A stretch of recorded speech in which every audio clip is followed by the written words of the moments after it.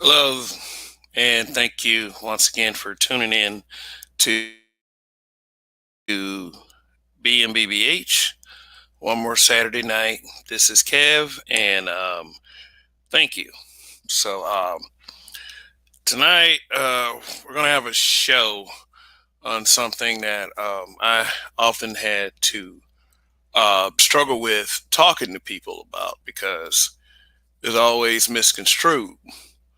Uh, this is something that we often and yes, I know we love to use these words right here, but we often move the goalpost on what this exactly looks like. And I just feel like it might be worth a show topic. So shout out to Cortez Smith. What's going on? Yes, you are the first comment of tonight. And you are the first comment that is going to start off the greatest chat on social media. Now, for other content creators that believe that that's their chat, um, that's them. But over here on BMBBH, those motherfuckers are lying. So, okay. Yeah. So, yeah. Oh, you already clowning. Self hate is where we look like the person you claim to hate. Okay, we'll get into all of that. We will get into every bit of that tonight. Sure, Absalom Payanki, shout out. What's going on? Thanks for stopping by. Oh, I see you got a little Pepe Le Pew going on. All right, let's talk about what self hate is often perceived as far as the climate of social media over here in Western culture. Um, the only two examples that I would feel like people will frequently and generally point out, and it's nothing to do with really actual self hate, but if okay, two things: either you go against what is the consensus of the group of blacks that you happen to be around. You can be pointed out as a safe self hater for that, and really that's basically just having your own opinion. Uh, okay, let me give you an example of that. When this past November with the election, a lot of people that voted for Donald Trump were called self haters instead of being respected for having their own opinion. And people have their opinion about Donald Trump, which I believe was mostly formulated off television, but that's just my opinion. But anyway, this is that people would try to do something like that, call that self hate, just because you don't agree with the collective of black people. The second instance that I would like to point out that is pointed out as self hate quite often is this is very specific when a black man dates or marries a non-black woman of lighter skin. Let's just put it like that, because that again, that is something that has the goalposts moving around quite a bit, because it used to be limited to just like that thought process was limited to white women. I mean, or I would say especially white women. If a black man is dating or married to a white woman, he is pointed out himself as a self hater, which is completely inaccurate just based on the actions of a lot of black men who are public figures who have dated interracially, married interracially, but still are very charitable to the black community. You do have certain examples who try to use their platforms to push such messages, but the one really idiotic thing about social media is that once these black men do this, then everybody wants to go into his background and see who he's dating or who he's married to, just to either validate or invalidate what he's trying to do. Like when Donald Glover, back in 2018, put out "This Is America," and everybody went ahead and just pointed right to who his baby mama was, which just happened to be a white woman. All of a sudden, he's being called sellout, fake, phony, fraud, self hater. So, in saying all of this, or in saying all of that, what I'm saying is that we have a tendency as a people to be extremely inaccurate when we point out what a self hater is. Now, I'm giving my perspective. You may disagree, and that is okay. But when I open up the panel, you have one of two choices. You can either stay lurking. You can easily tune into another YouTube channel. We know that option is out there. You can watch the broadcast, just like everybody basically does. Whether you are a panelist or you're participating in the chat, you can participate in the chat and express your opinion, because I do leave the chat open to questions. I am extremely interactive with the chat. Uh, just like with this right here. Salute to Sir Anthony. Says salute, bro Kev. Yeah, I'm very interactive with the chat. Or you can hop up on the panel if you have to something that you would like to ask me, or you agree or disagree what's being said, or you can do just like I am doing with this entire YouTube channel and give my perspective. You can also give your perspective. So now, some of you may disagree with what I believe a self hater is. I believe a self hater is someone who is our skin color, um, that just, okay, if you want to speak in terms of race, someone who not only disregards race, but is willing to turn against you because of race. Now, one example of this would be Steven from Django. But according to the way history tells it, there were plenty of Stevens from Django's. So is it really self hate, or is just what he's been taught and brought up to believe every day of his life? Uh, but the way Samuel Jackson's character was depicted, yeah, you can definitely call that a self hater if you want to go with the superficial level. Now, if you are screaming if you are screaming in the mirror every day talking about I hate that motherfucker I see, yeah, that's literally what a self hater is. But a self hater, that's kind of a tricky one. It's like, how do you identify? Well, I'll tell you who is not pointed out as a self hater. I would say and I've always used this as a most prominent example when I often pose these kinds of questions to circles of people. I would say a self hater would probably be a drug dealer. Uh, the and when I say drug dealer, I mean guys who illegally sell the hard stuff. Like, I'm not saying something like marijuana or anything like that, or I would even say prescription pills, even though those can have its destructive effects. You know, guys that sell stuff like crack, cocaine, heroin, sell it for profit, uh, help move it around in the community, sell it through gang members who call themselves buying street corners so they can push that product, and killing anyone that keeps them from making their money. Although I may believe that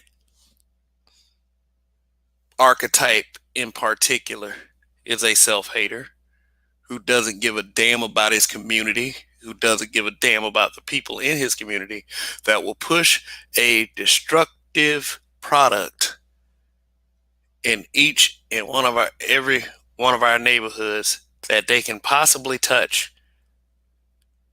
But does that man get pointed out as a self hater? The answer is no. In fact, that man is kind of exalted in our community because types like that is validated, through various forms of the media.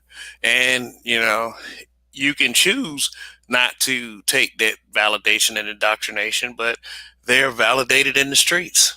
They're validated by their peers, hustlers, players, D boys. They get titles that sound endearing rather than, like, we I'm just using this name as an example, Pookie.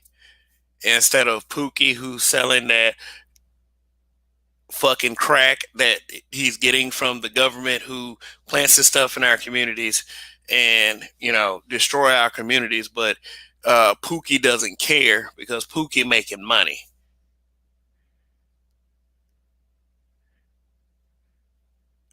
Like, how many people actually looked at New Jack City and said to themselves that Nino Brown is a self hater? He's selling that shit to his own people.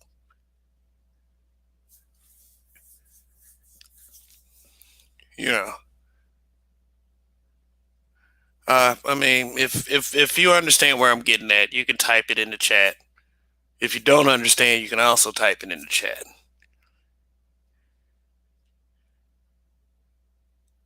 The guy who is destructive to the community. What about the gang member that will shoot another black man in a heartbeat because they want to prove how hard a thug they is, or my version of it, they're just too pussy to put up a fist and fight. I'm gonna kill that nigga. Yet another archetype that is uplifted in our community.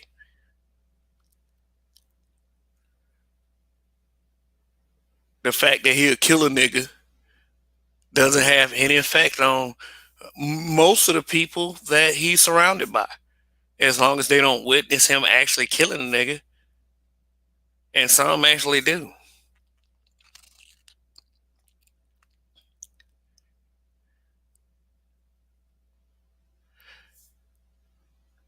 Dude kill each other in a heartbeat. Yet, when you think of a self hater, think about it. When the average black person in 2021 thinks of a self hater, does that finger ever point in that direction? The answer is no. The answer is no.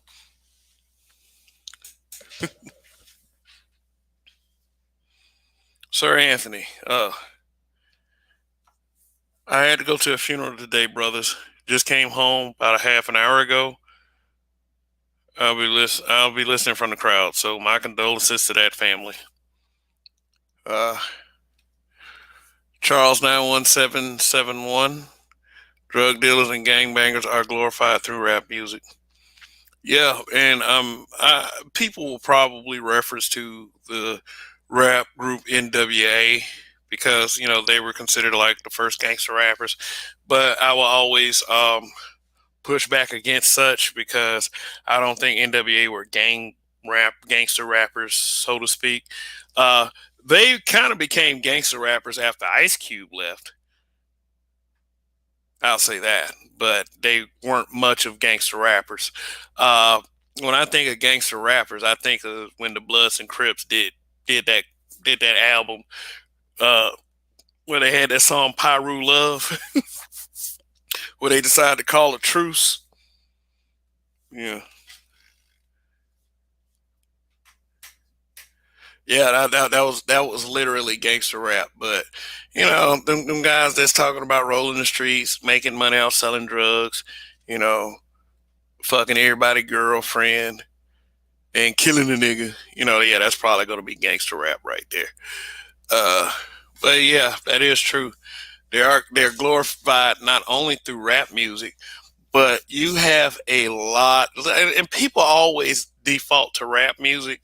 I mean, which, yeah, some of it's responsible, but y'all forget about all of those movies that came out that glorified the same thing. Because when you saw it depicted on the screen, when you seen people who were actors that acted like those archetypes, that and they gave them this like this image, like they made them look like somebody's son. Like, I'll give you an example. Lorenz Tate is Old Dog. Now, to me, that's a self hater right there. Serious. I mean, even though he started out like, and this is probably going to be sensitive to some people. Uh, he Here's what happened when that Menace to Society came out. They shipped that movie all over Asia. A movie made Asians hate blacks even more. But the narrative they're pushing, of course, in 2021 is anti-Asian racism, which I'm gonna go ahead and just say this right now. That really makes me really mad. Like, all this racism against blacks, all these years, decades, centuries. All of a sudden, the narrative is anti-Asian racism. Now, put that in your pipe and smoke it after you have all these series of black women getting attacked by Asians in hair salons. And I'm going to tell you, every time I walk in a shopping square and I see an Asian nail salon, it's full of black women. Now, think about the Tulsa incident. Let me carry out to that. The Tulsa incident where the Asian store owner or store worker punched that black woman that had her baby in the face. And then they put up a 50% off sale, which had black women lined up around the corner. You had that one girl come out, and there were some black men protesting on the side. You had that black girl cussing the man out. Like, really horrible look for you girls that day. A lot of people say that's an L for black women. I wouldn't like in particular would like to say something like that, that it's an L for black women, because that's really stupid. Because I don't feel like I take any L's for any black men that that fuck up. I don't think, but it's like it becomes an L for black women when you condone and you justify it, or you try to deflect during the conversation, speaking of said incident. But for a black woman to get attacked and then all they had to do was put 50% off, and bitches lined up around the corner, not even thinking about that woman who got attacked. And then one girl comes out and just starts shouting at protesters who are black men. Now, for that little girl who did that, do you think that our people will point at her and say, hey, you know what? That's a self hater. Those men were looking out for those women, especially that woman that got attacked. They were looking out for those women who got disrespected constantly by, and this, and there are so many videos on social media where black women have complained about how they're being treated in these businesses. Yet and still they patronize these businesses like it's no tomorrow.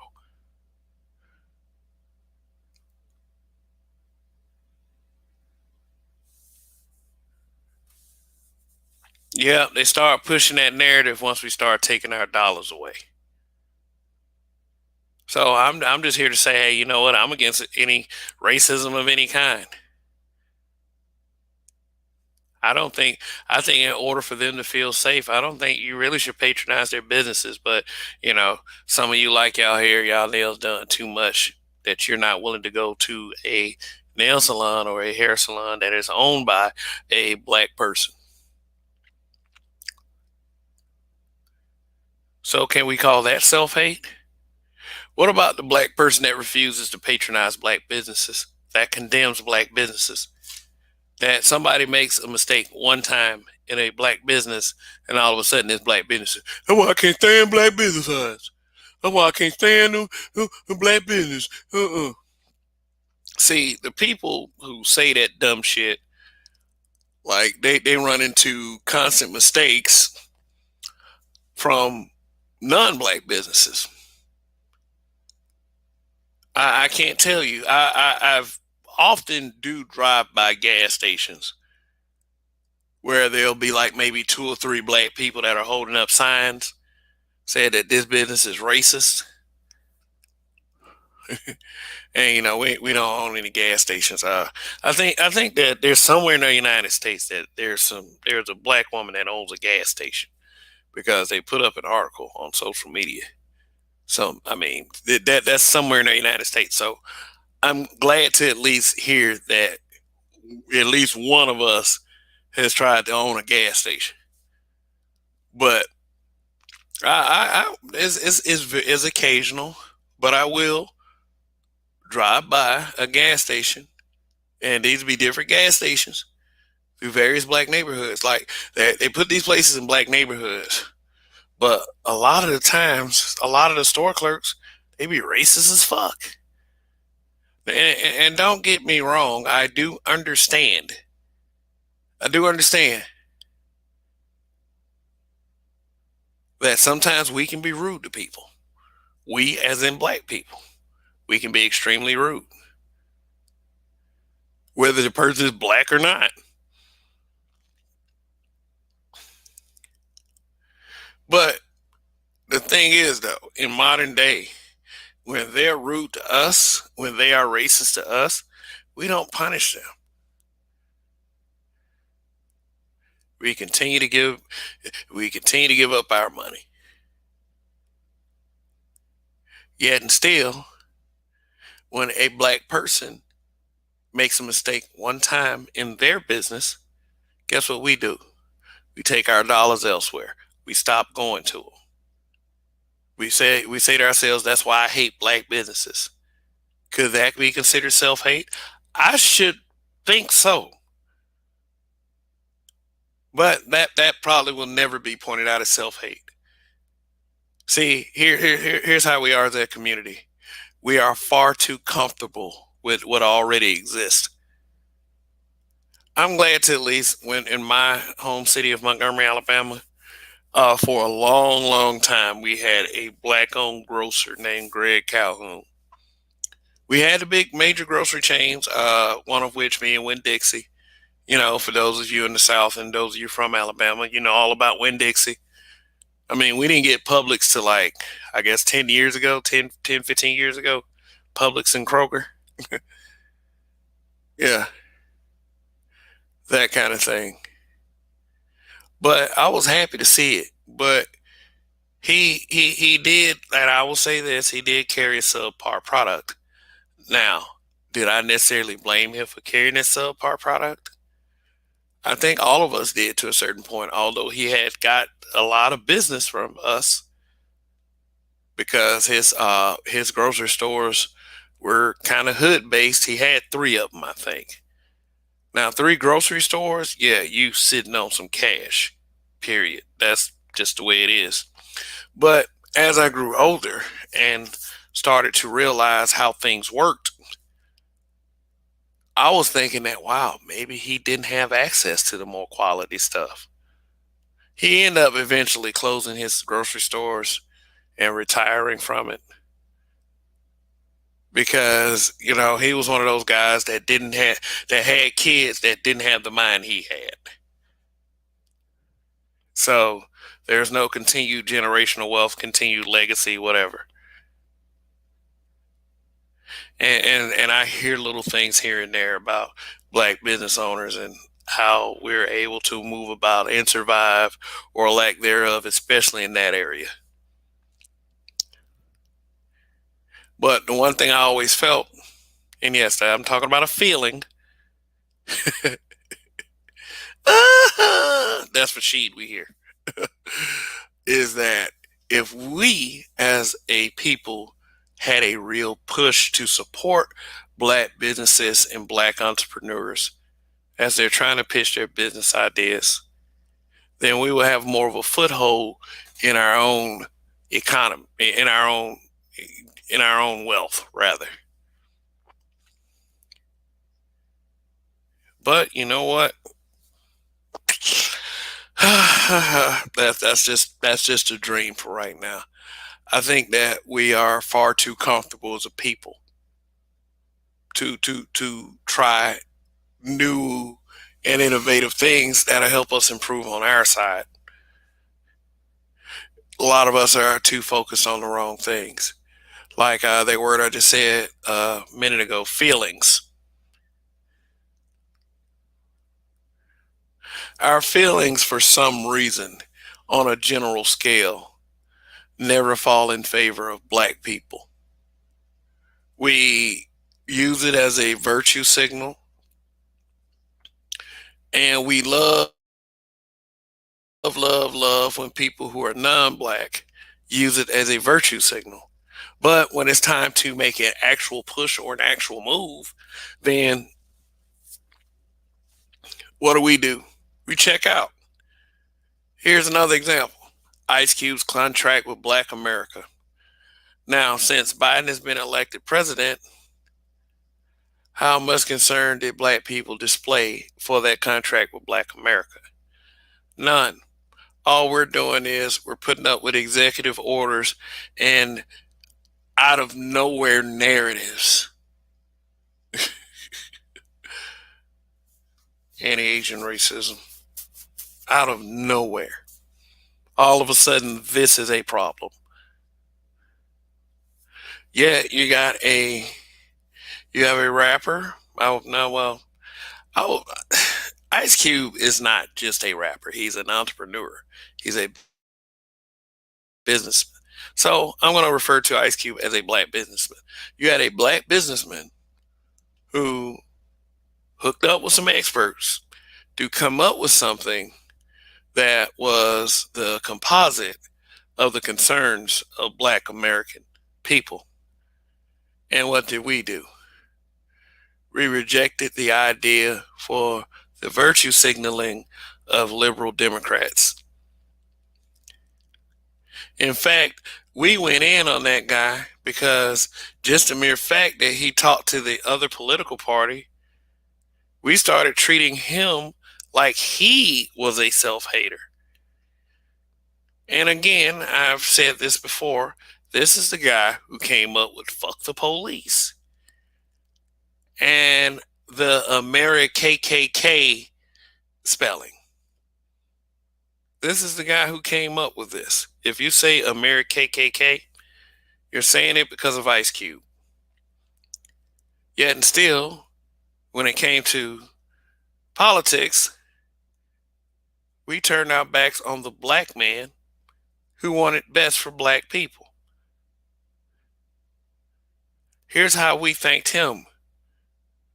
We broadcast an interview from Fox Soul with him and 5 bitter women asking him, you made this contract with Black America.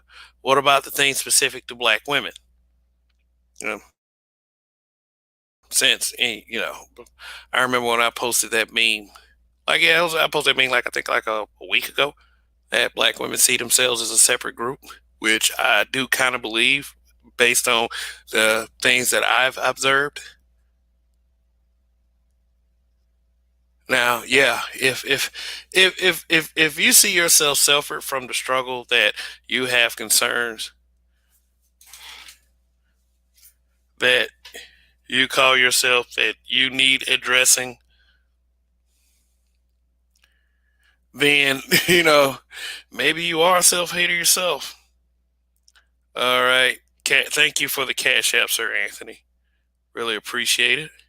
Thank you for your support.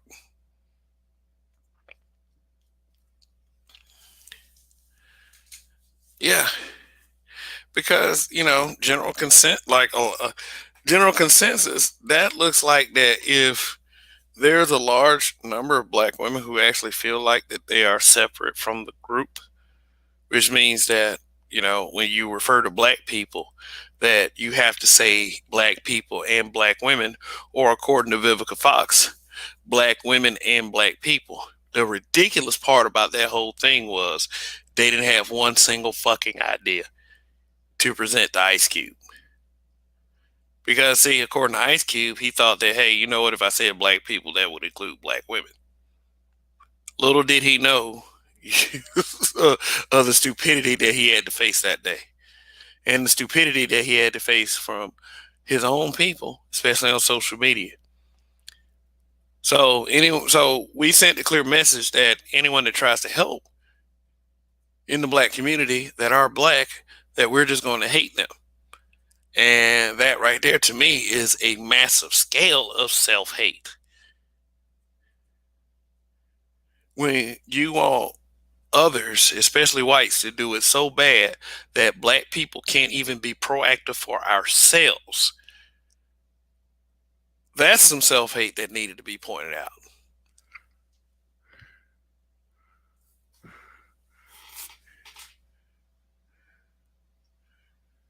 Okay. Shout out to Petway Boy, Indigenous TV. What's going on? Bad Hombre, Chris Morgan. Shout out to all of you. Thanks for tuning in. And everyone that is tuning in right now, if you have not, go ahead and press that like button. Talking about self-hate. Doing my best to give some examples of what people perceive as self-hate versus what should be perceived as self-hate but isn't. I mean, what about I would say, deadbeat dad?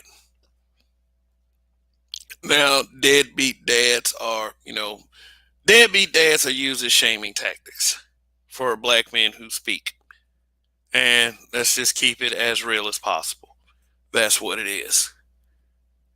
Now, being a deadbeat dad, that does not, a real deadbeat dad by definition, let's speak literally, not in shaming terms or shaming language. A deadbeat dad in particular,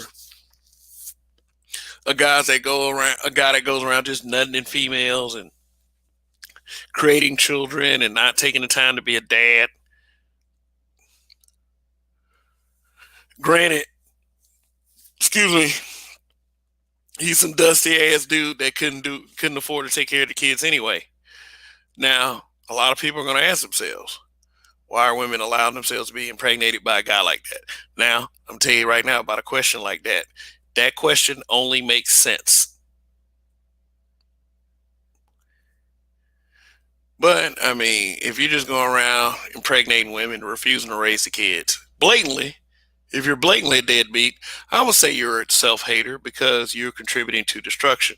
Because you know damn well any female with the mentality to let you impregnate her ain't got a damn brain to raise no child. Period.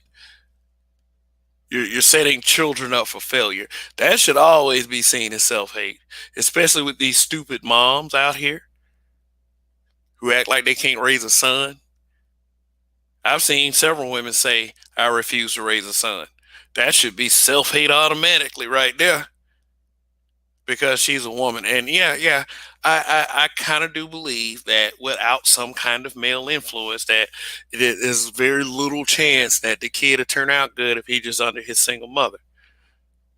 And stats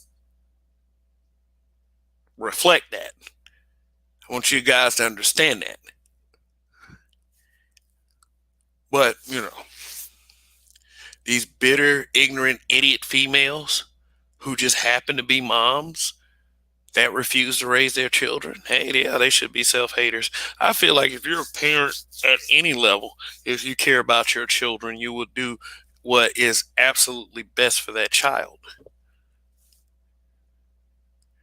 And that that could very well include swallow your pride and do what you need to do. But of course, a lot of us don't. We'll rather blame extenuating circumstances instead of biting down and doing what we have to do. The daddy's not there.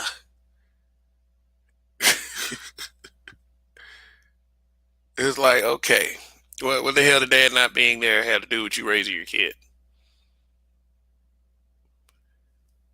I can't handle raising no boy. Why are you getting pregnant in the first place? Shit like that.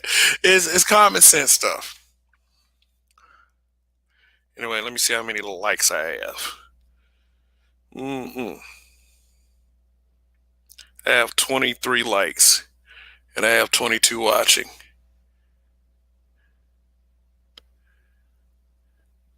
Petway boy, man, I'm the product of a single mother, and I know I'm missing those qualities that I need as a man.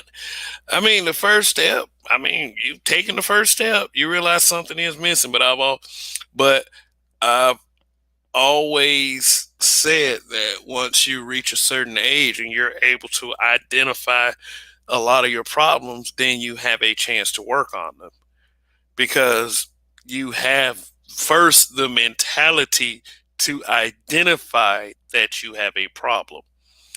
And yeah, so that's very mature to admit to something like that, Petway boy, because a lot of us are too proud to admit it.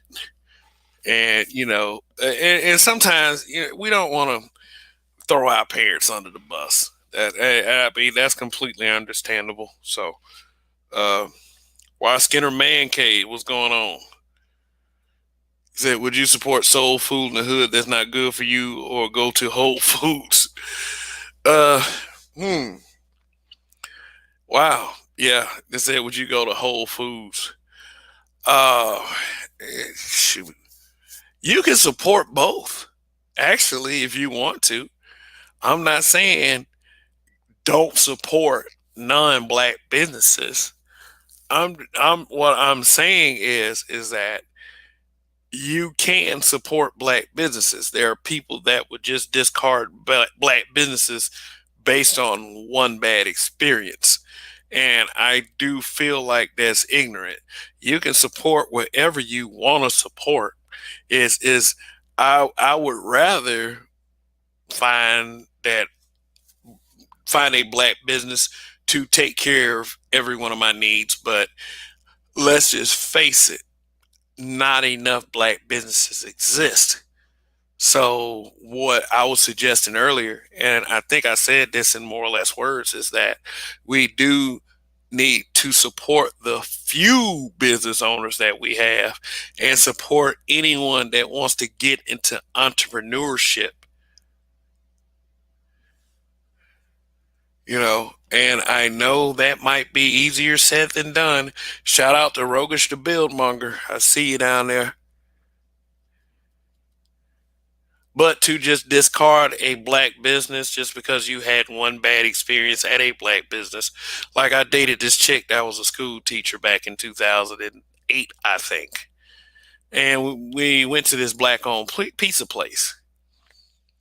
And she was all about it, black business. But yeah, we got this black business, black pizza place, blah, blah, blah.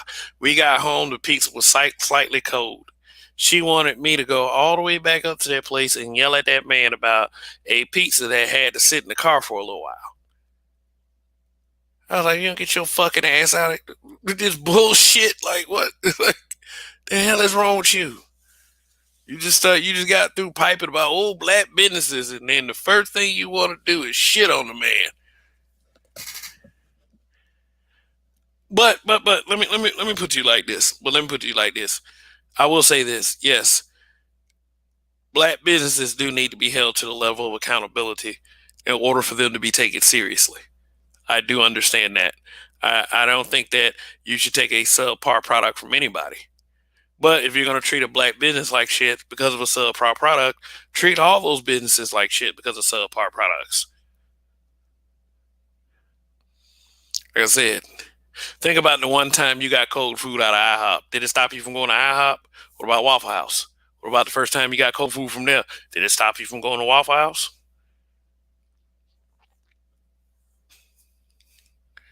I mean, yeah, no, it didn't. It didn't. Just go ahead and say no. What up, Stoic One? Just being jazzy? What's going on?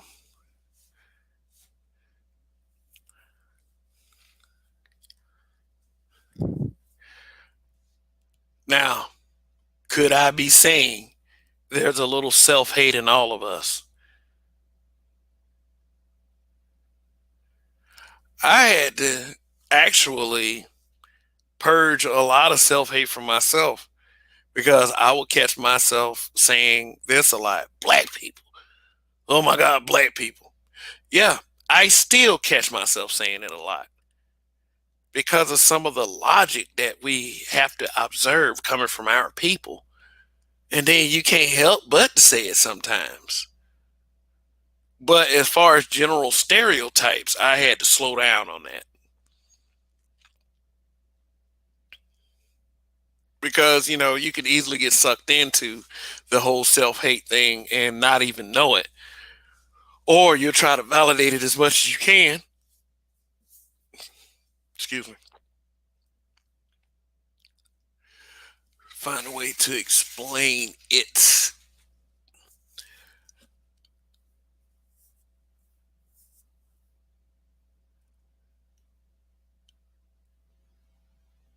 Oh, I got one. I got one. I had to stop associating being black with being ignorant. When I used to hear someone say that that person made the black come out of me. Now, I don't know what part of the country that a lot of you are watching are from, but I'm from I'm basically from two states, Alabama and Georgia. But when people said that, that's when all of the ignorant, loud, ratchet, and in some cases violent would come out of black people. And they would refer to it as the black coming out of them. And you can perceive that as a form of self hate because you're associating an ignorant fucking behavior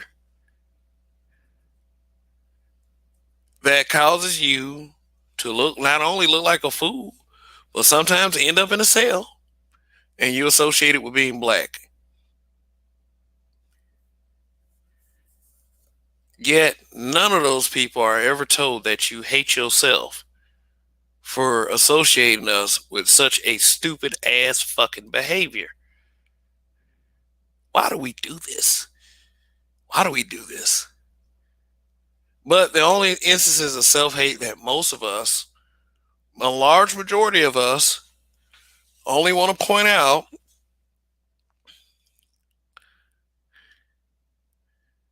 is the two examples I gave earlier: political alignments and black men dating non black women. Black men are even being called self haters now because black men are dating light skinned women. Another goalpost move. Hmm. Where did the whole self hate thing begin? Oh, let's see.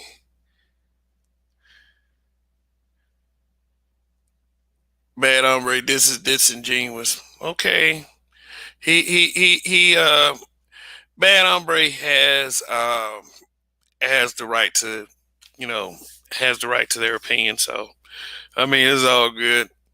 If you feel like I'm being disingenuous, then hey, I got that link right there. You can very well explain how I'm being disingenuous, or you can type out the comment.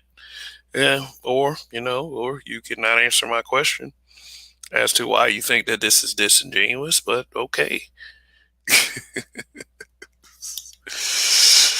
I mean, so don't give anyone a hard time for an opinion. It's just that's it is what it is. It is what it is. Yeah, Bad Hombre has a lot of strong opinions anyway, that which has always been displayed. So because you tap dancing around it, not really. I thought I was being thorough. Petway Boy, I think it goes back to the plantation.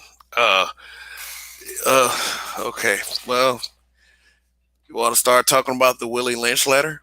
I could look up the Willie Lynch letter, and we can go over it. So let me go look that up real quick.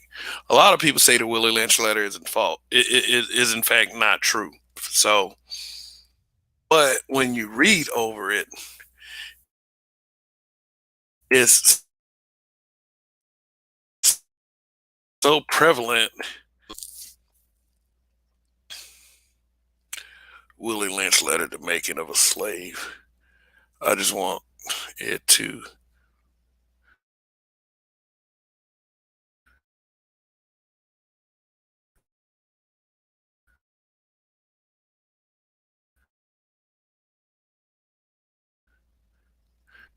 Oh, okay.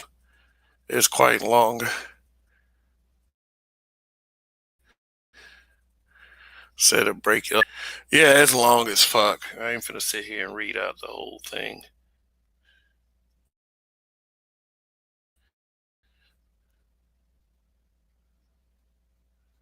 Hmm.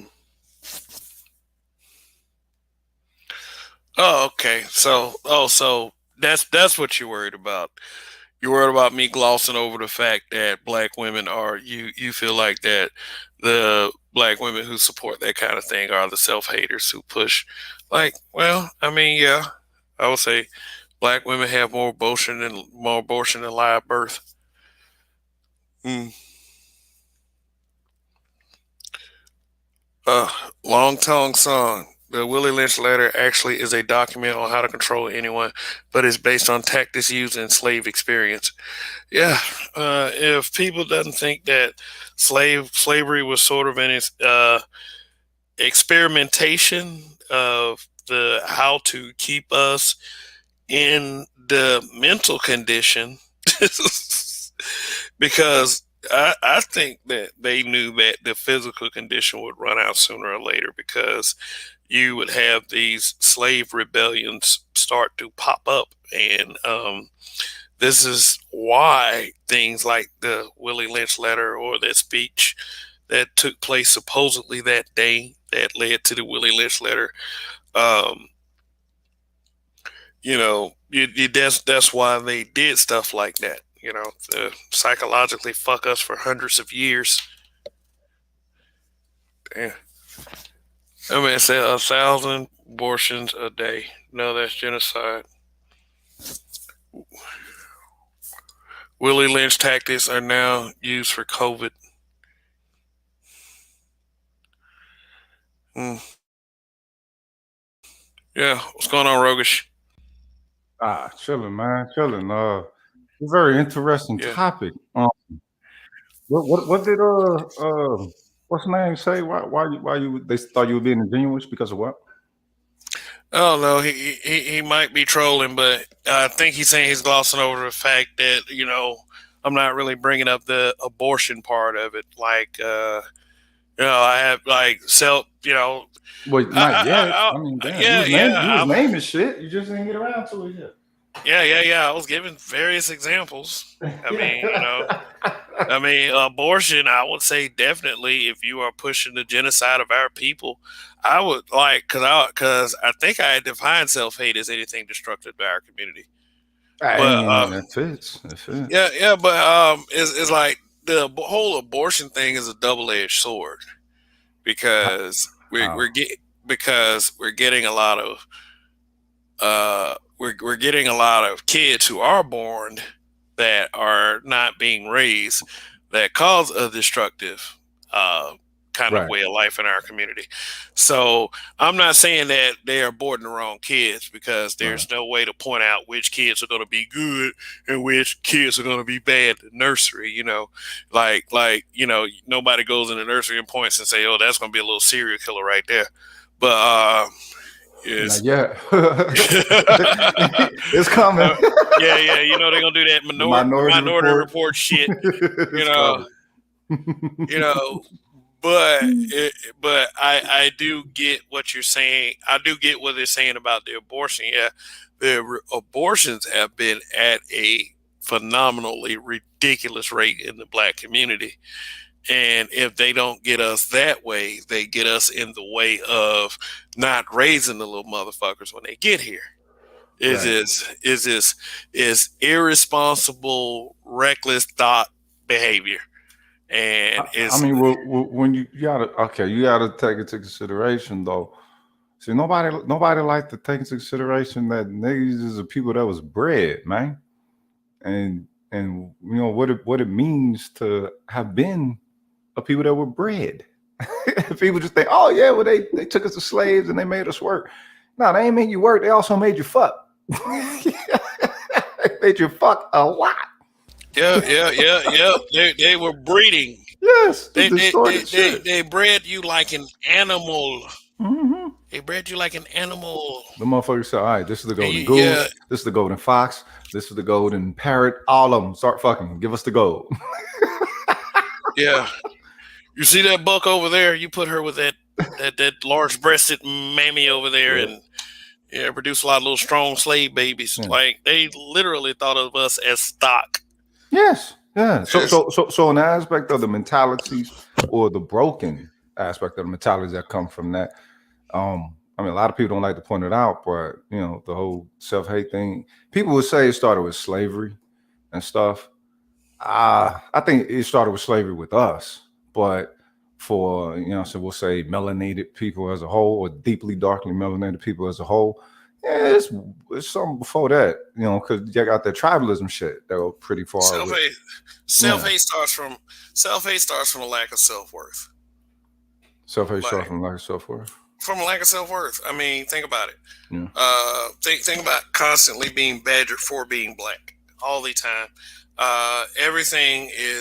Everything wrong in your life is because you're black, and then on top of that, you're hearing from black people that you're surrounded by that black this, black that, niggas, black people, blah blah yep, blah.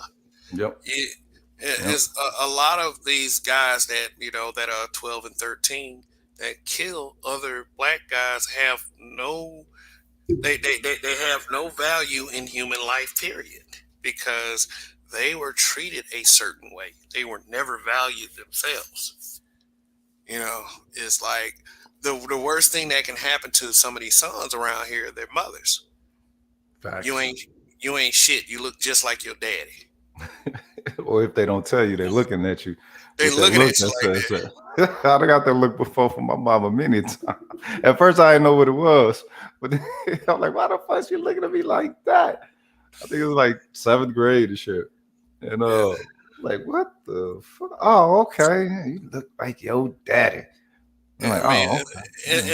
and think about it. If you don't value anything black, and you black, you don't value yourself. Yeah. So therefore, you're gonna go around hating everything that is involved with your skin color, because you're always gonna go around with this mentality that the grass is greener on the other side. Now, is you ever heard like So you think it's largely directive or indirect? both? I mean, Uh, it comes from all directions for real. right. It, it, it, With my experience of it, what that had me to see that I had some self hate that was indirect self hate was when I noticed that I would always choose the peach crayon when it came for what I'm saying, coloring, what I'm saying, first grade, second grade, or whatever. And you coloring, and it's like, yeah, when it came to the skin of whatever the person I was drawing, I always reached for that peach crayon. Like that was what it was supposed to be. You know what I'm saying? So, but then it hit me. It's like, like people say that you're drawing yourself, you're coloring yourself. And it's like, damn, you don't, what I'm saying? I didn't even have my own identity. You know what I'm saying? As a child, nobody was teaching me what it was to be black, the history or nothing like that. They weren't teaching you, even though it's, yeah, Tulsa, Oklahoma, all proud and shit. Now, yeah, shit, motherfucker wasn't teaching that shit back in the 80s.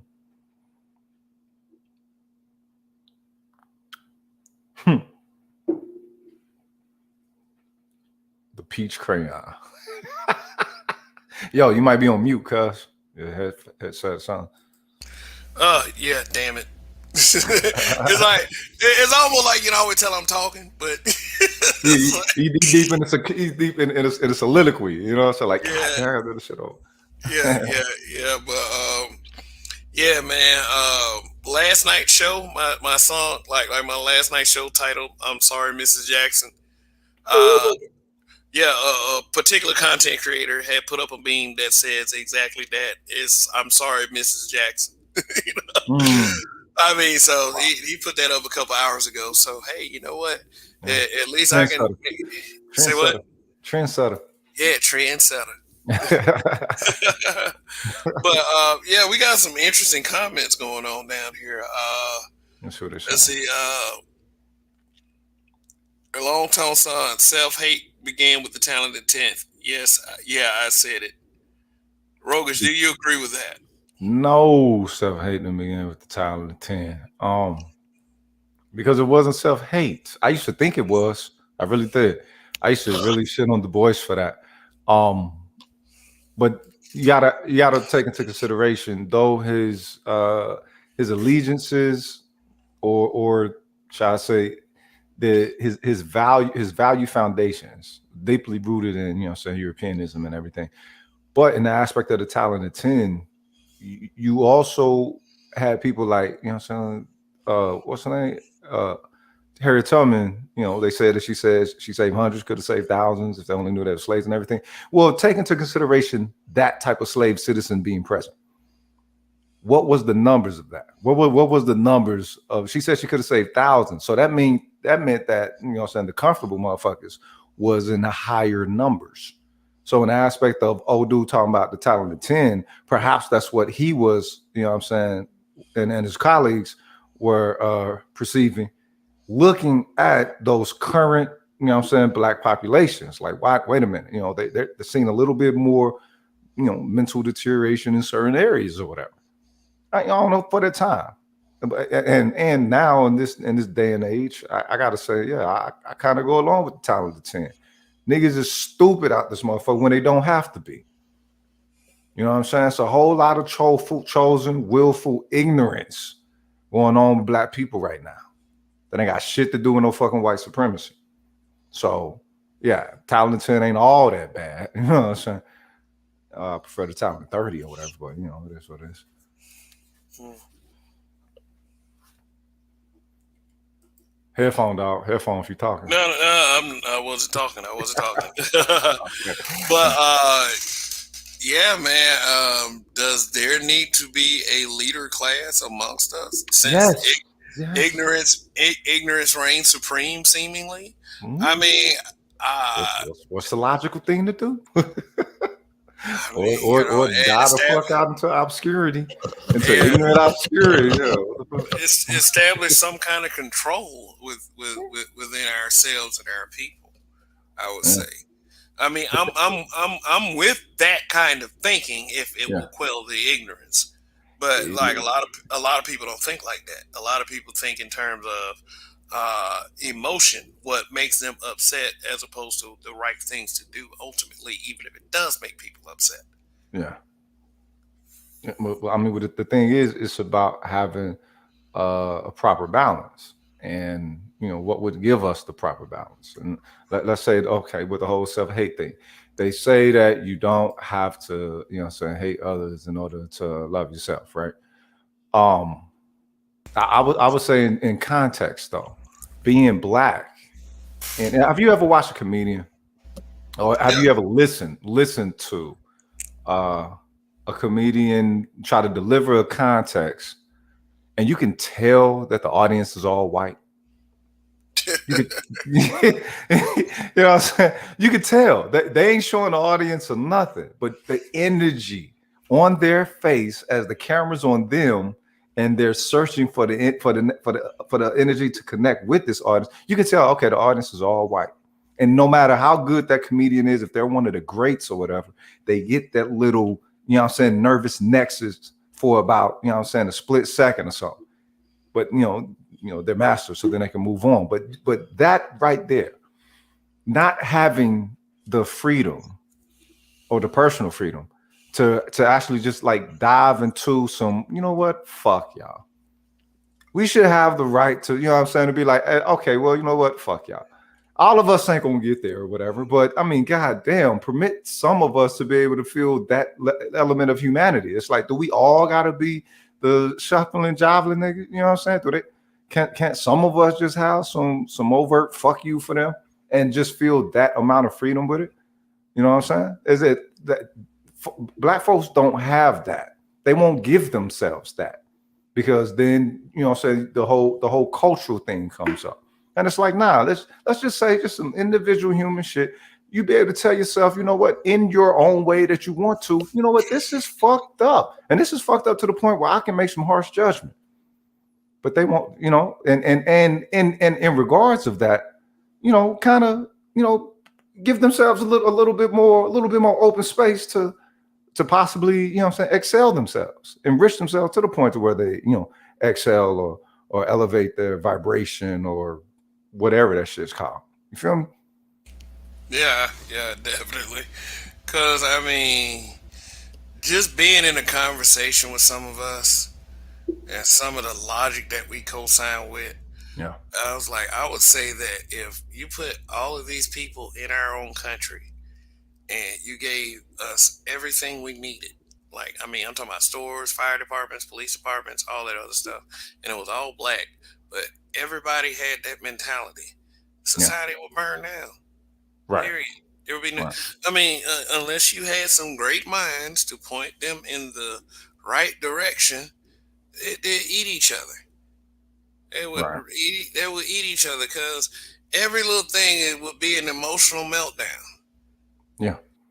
It's Yeah. like, Yeah. Yeah. You just said it right there. Every little thing would be an emotional meltdown instead of some critical thinking of solution.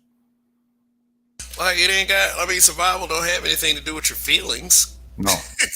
No. That's why, like, when you bring up, okay, all right, let's bring it back to the topic. When you bring up some things like self hate, Right. and you see what we point out as self hate, and these things that they do point out on a superficial surface level is not harming anything, Right. then what does that say about us?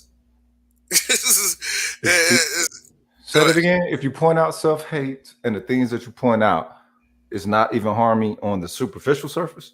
No, no, no. I said it's not. It's not even harming on the, like, on the, the things that are pointed out as self hate is not harming us on the surface level. Right. Basically, Well, no, it, no, no, no. it's not harming us. It may harm your feelings a little bit, but, like, as far as anything that has a tangible effect, that doesn't exist. Right. It doesn't exist. It's just I guess hurting someone's feelings, or it's not doing any real harm. What we point out as self hate, like, okay, let me go back to, okay, the black man who dates the non black woman. You you Okay. can you can say you can say white woman, but I if mean, uh, if some black if a black guy dates a light skinned woman, mhm. then a lot of people are calling him a self hater for that shit. Well, a light skinned sister. Yeah, yeah, yeah. For dating a light skinned sister, they like, oh, God what, damn, that's just too damn sensitive. But see, but hold up. Okay, if they gonna hate on a motherfucker like that, I need to see a little bit more black unity up in this bitch. Then I need some uber black unity. If motherfucker can, you know what I'm saying, they can pull that out. It's like, all right, well, shit, you know, I mean, let's you get would think you would think that people like that have the instruction manual at their house for black unity, but it's like they'll point out the self hate, but then when you start looking for ideas from these people on how we can bring it together as a people, these are the kind of folks that are never around. right. They're only around to pacify themselves. But that's the thing, and you have those of us who want more comfort than anything. I mean, and but the fact that you got the social conditioning that play a part. So now we come back to my earlier inquiry of, you know, so is it, you know, indirect or directed? And you said it's both. And this is the thing. I think this is when we start slipping into black pillism, black pill perspective, because looking at the ramifications, measuring with all this, there is a lot of factors that go into fueling self hate for black folks. I mean, it's a lot. Like it's some shit that's coming out every year that they're doing in other countries or something. Um, the fact that you'll still hear folks around here, what I'm saying, doing, what I'm saying, nigga culture and shit, but just, what I'm saying, down to black people. So you have that element. You have that which becomes culture within the community itself, as far as like with the genocidal music, all the super negativity shit. Which ain't nothing wrong with it. It just ain't supposed to be directed at us. You know what I'm saying? We supposed to be feeling all the shit, all that kill 'em, bang, bang shit. Yeah, ain't nothing wrong with that. It just shouldn't be directed at a fucking mirror.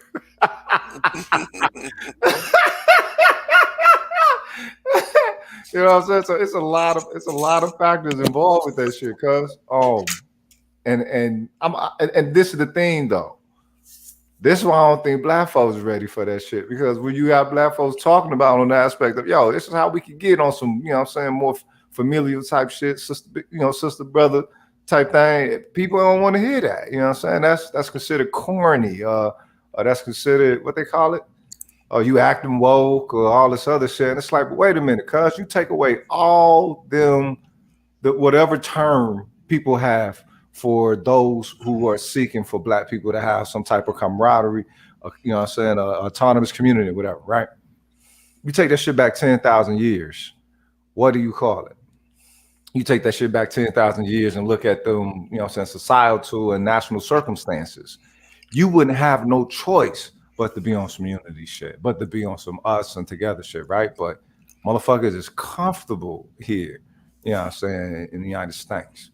It's comfortable as fuck. Everything Man, is super convenient, and it's super convenient to the point to where it ain't even really their fault, because it's, what I'm saying, Skynet is aware, dog.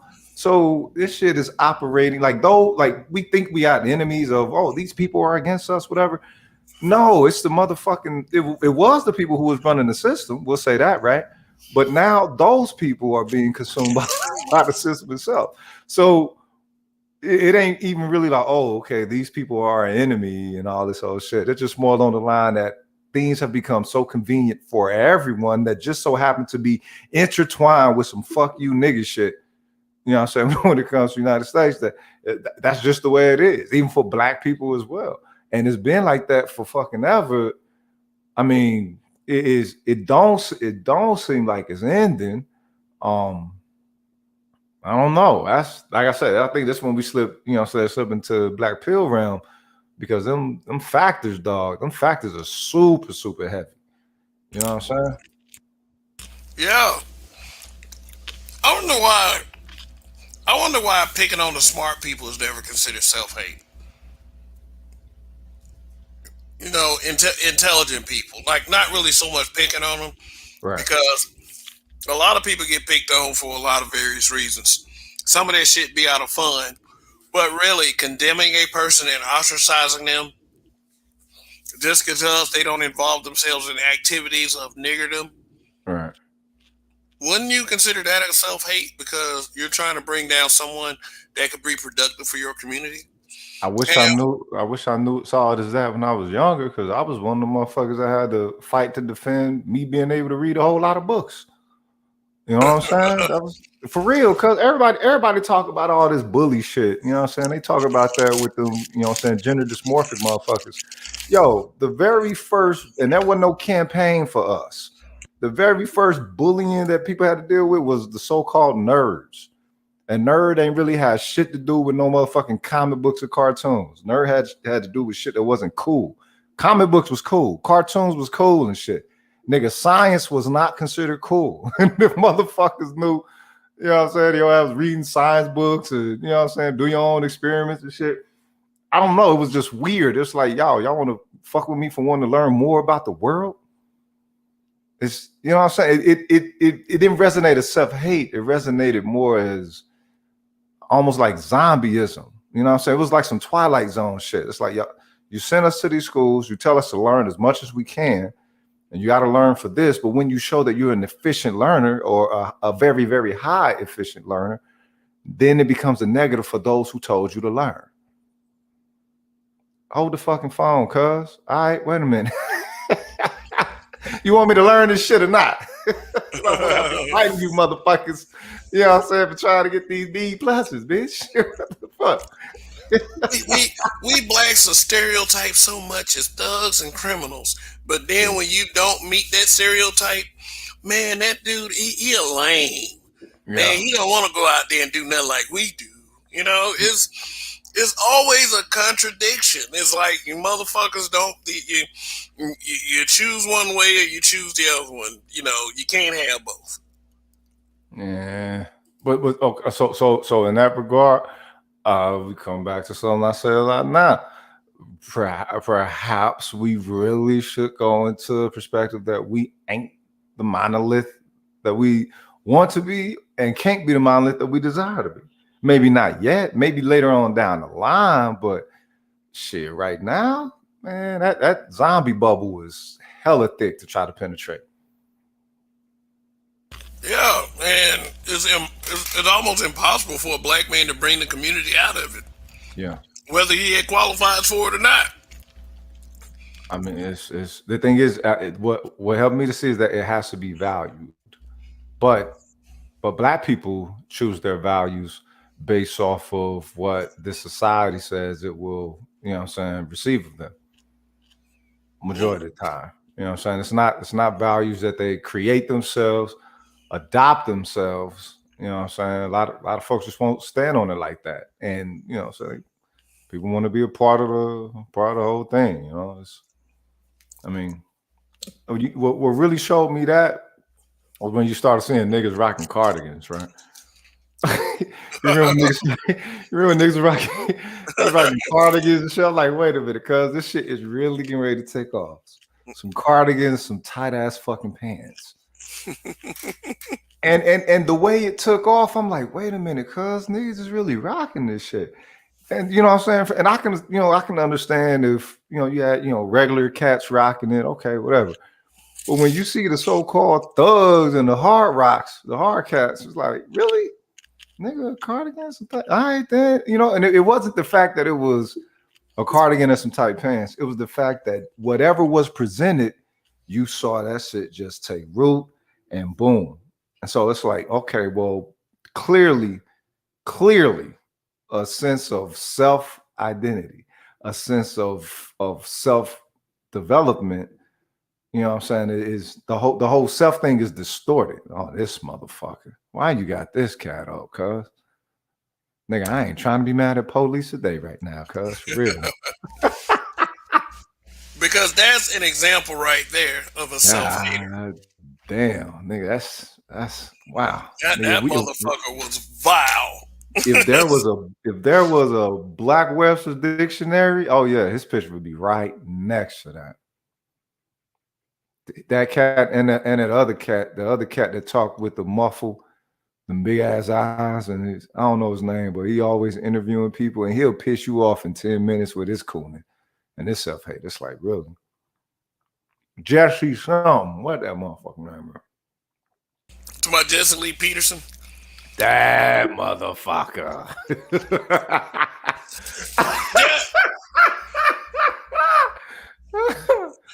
Jesse Lee Peterson, but I'll take Jesse Lee Peterson over this guy because definitely. He the thing is, he stands on his principle though. That's the thing. He might have some self hate with his shit, but he really truly believe in it. This motherfucker just seemed like he caking for pilgrims. The sheriff David Clark. Yeah, he caking for pilgrims, but Jesse Lee, nah, he's a bona fide self hating nigga. If there could be such a thing.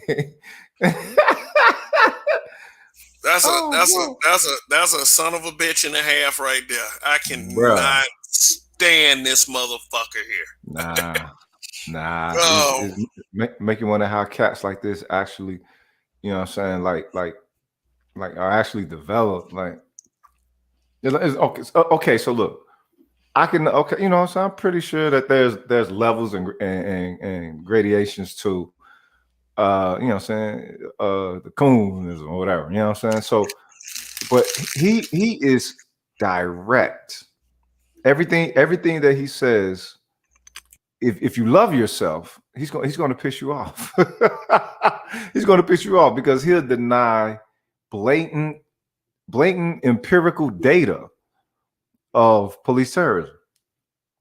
And it's like, wait a minute, you motherfuckers collected this data. This ain't you know what I'm saying, the grassroots people creating this shit. you been you standing there behind the flag, yeah, motherfucker. Them flag makers created this data, or them flag. Wait, this is y'all data. but but that showed you how deep the self hate goes. Is to the point to where okay, let me just say something that I know is going to please them, and it makes you ask the question: if you have folks like this, how strong is that thirst that pilgrims have for hearing, you know what I'm saying, some degrading shit about us? Because they only doing it for pilgrims. Who the fuck else is you know what I'm saying, the hater nigga constituency that he's preaching to? one thing that I do hate is when a pilgrim tries to run and go get that black person to think that will explain like Yeah, racism, yeah. and they're like, oh, if you won't listen to me, listen to this black person. But Yeah. then they'll go get somebody like Sheriff David Clark of Milwaukee County, or they'll get somebody like Morgan Freeman, who's denied who is a racism denier, who has denied Yeah. racism over and over again. But I'll take Morgan Freeman over this guy. I call myself a black man, and you call yourself a white man.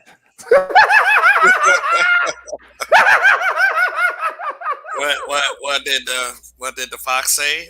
A ring a ding ding, a ring a ding Ring a ding. ding, ring a ding ding, Man, ring man, a ding ding. man! Like it was that YouTube channel Screen Junkies. They had Morgan Freeman read the lyrics of what did the fox say.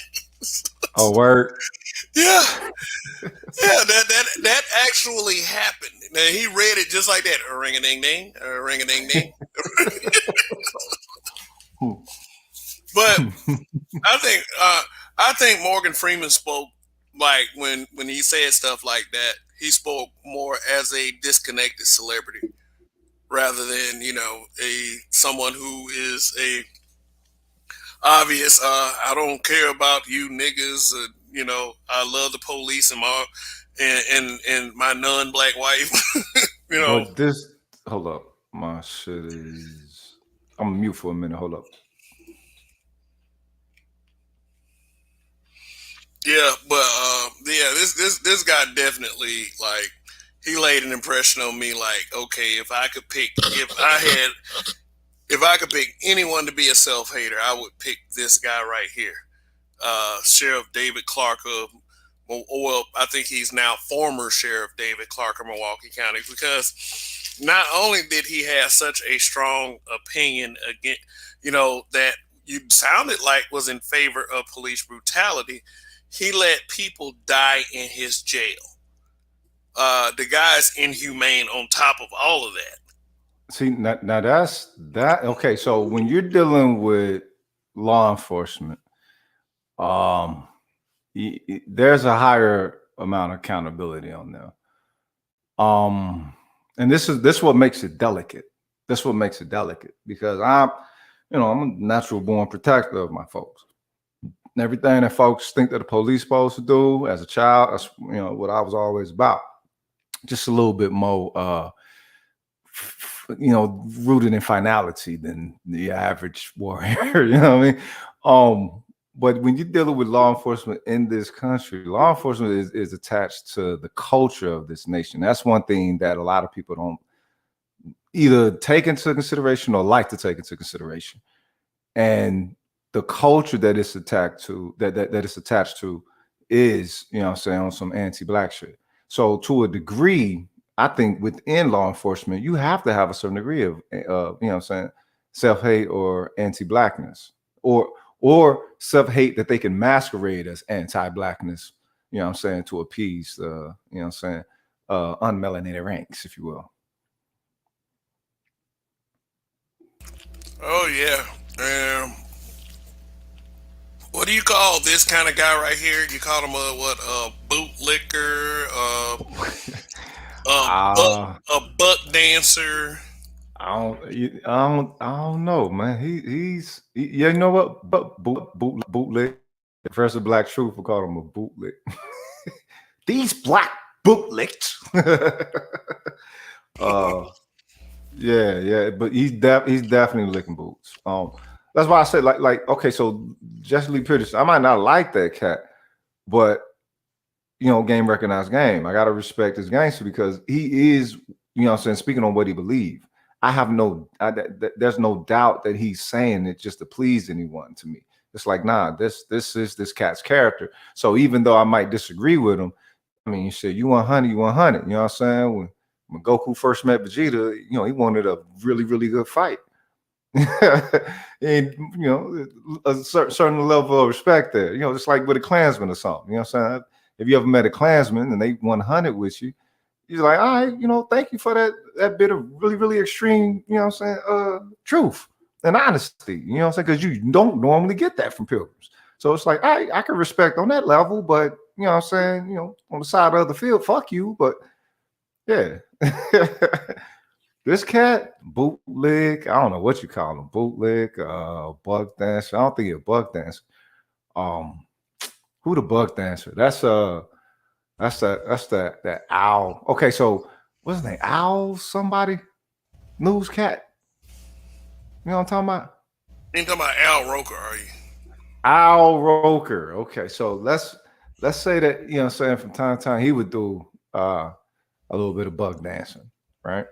Um now let's say in the position that what they are in, because the people that you're showing, there's some game movers, right? Let's say in their position that they have to be permitted a certain level of, what I'm saying, detachability from black identity, right? They can't be 100% on a black identity, because I mean, with us in our regular jobs, in their defense, we know we can't be at no motherfucking 100% on some black identity shit, and we ain't nowhere near, what I'm saying, at their level of what I'm saying, sensitive involvement. I mean, what's a good percentage to permit them and still grant them as not being treasonous? You know what I'm saying? They got to exhibit a certain percentage of it, but what percentage? Jordan Embry said Terry Crews. Terry Crews, fuck this. That's why I put him on there, cause Terry Crews for a little while started spouting. I think what he did was he started taking out This like a nigga. lot of resentment that he had for, people coming at his wife a certain way and really not supporting him for getting finessed on, his nuts finessed by that dude. Like, I mean, if anyone remembers, Terry Crews says that he was assaulted by a guy who grabbed his dick, in front of his wife and Yeah. stayed there for like a few minutes, according to him. Shit. And what Terry Crews, the point he was trying to make was that it's a very toxic culture, and if he would have reacted in a way that would, like, if he had just outright destroyed the dude, it would have eliminated him from Hollywood. But since black people didn't back him on that, he started going on them little black supremacy rants and saying all that stupid shit. And Now, okay, now look. If y'all hear any talk about a black supremacist, don't believe that shit. No matter who says it, because I'm a motherfucking black supremacist. Okay, and I'm the only one that I've never encountered within the last motherfucking 35 years or whatever. There's not a lot of fucking black supremacists. We're the minority of all the pro-black people. Pro-black people ain't motherfucking black supremacists. Shit, I'm a black supremacist by default. These motherfuckers show me that they fear my potential. If you feel my potential, bitch, that means I'm better. What do you feel my potential in? Everything. Oh, okay. Okay. I do. Oh my God, he might be Superman. Bitch, watch me fly. That's why I'm a motherfucking black supremacist. You gonna blow up my motherfucking city for potential and still think motherfucker gonna think low of itself. Shit. Wish I would. That motherfucker don't know nothing about no fucking black supremacy. The motherfucker use that shit. That's that bug dancing shit to please white folks. See, that's the extreme bug dancing. When you know what I'm saying? Because you know words carry power and shit, right? So you got certain contextual words that they use that carry certain power responses amongst pilgrims. Them motherfuckers hearing that nigga say black supremacy, they know, oh yeah, he's definitely on our side. We ain't got shit to worry about with him because, you know, let's say it was motherfucking, you know what I'm saying, some black supremacy or some shit going on. Why ain't no others, you know what I'm saying, pro, you know what I'm saying, we are the world stars calling that shit out then? If it's out there like that. That motherfucker there, nah, that nigga lost all honor, cuz. All honor. Agreed. Plus, I'd never let anybody sit there and finesse my nuts. Like, finesse my nuts, let alone finesse my nuts in front of my wife. Nigga, funny yo, why? Because shit, we going to jail tonight. Nigga, you a star, shit. Nigga, make bail. You know what I'm talking about? You'll be running Hollywood, nigga. How the fuck you sleep next to your woman? How the fuck your woman sleep next to you, desiring you, knowing that you let another motherfucker grab your balls? I mean, shit, you know, you're supposed to go to jail for certain conventions. Like the first time I went to jail, you know what I'm saying, my ex-wife bailed me out. I went to jail because there was some police out here that was fucking around with some homeless chick. And so, you know, I'm fucking around with them, like, nah, y'all ain't got nothing better to do. Hop on your bike, motherfucker. You need to lose about 40 pounds, whatever. I'm just letting them have it, right? And so I, you know what I'm saying, get my train ticket. And instead of throwing the old one away, I threw the new one away because I'm talking shit to them, you know what I'm saying, distracting everything and put the old one back in the pocket. They do the train ticket check, ticket please. And I pull that out. I'm like, oh shit, my bad. I'm trying to explain to him, oh no, you were the guy at blah, blah, blah, blah, blah. Shit. Get off the train. Next thing you know, what's your name? Them motherfuckers laid into me. So I'm like, you know what? Fuck it. There's about 5 of y'all around here. Y'all developing the crowd and shit. Fuck it. I'm starting performing. What he got in that box? I got some leftover sandwiches from lunch. 4 of y'all look like y'all hungry right now. Y'all can split it. Woo! Nigga took a nigga straight off the loose stare, cuz. And my woman bailed me out because you know I'm standing on some conventions. So, you know what I'm saying? Just think how that shit would have been if I was protecting my nuts. That motherfucker there, please. Stacy. I don't know if she has self-hate. What does she say about black people though? Well, I mean, you know, she used to be a Fox News pundit. I mean, this is somebody who got pointed out as a self hater. You know, she was a Fox News pundit. She didn't have very much empathy for the struggles of blacks and police brutality. She was anti Obama. But, you know, that this is why they called her a self hater, basically just because of her political views.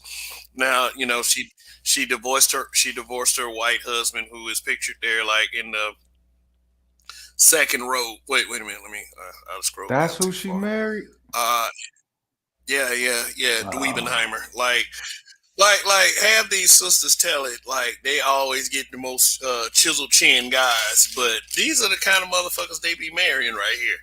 Like, look at Serena husband. Look yeah. at Lonnie Love's husband.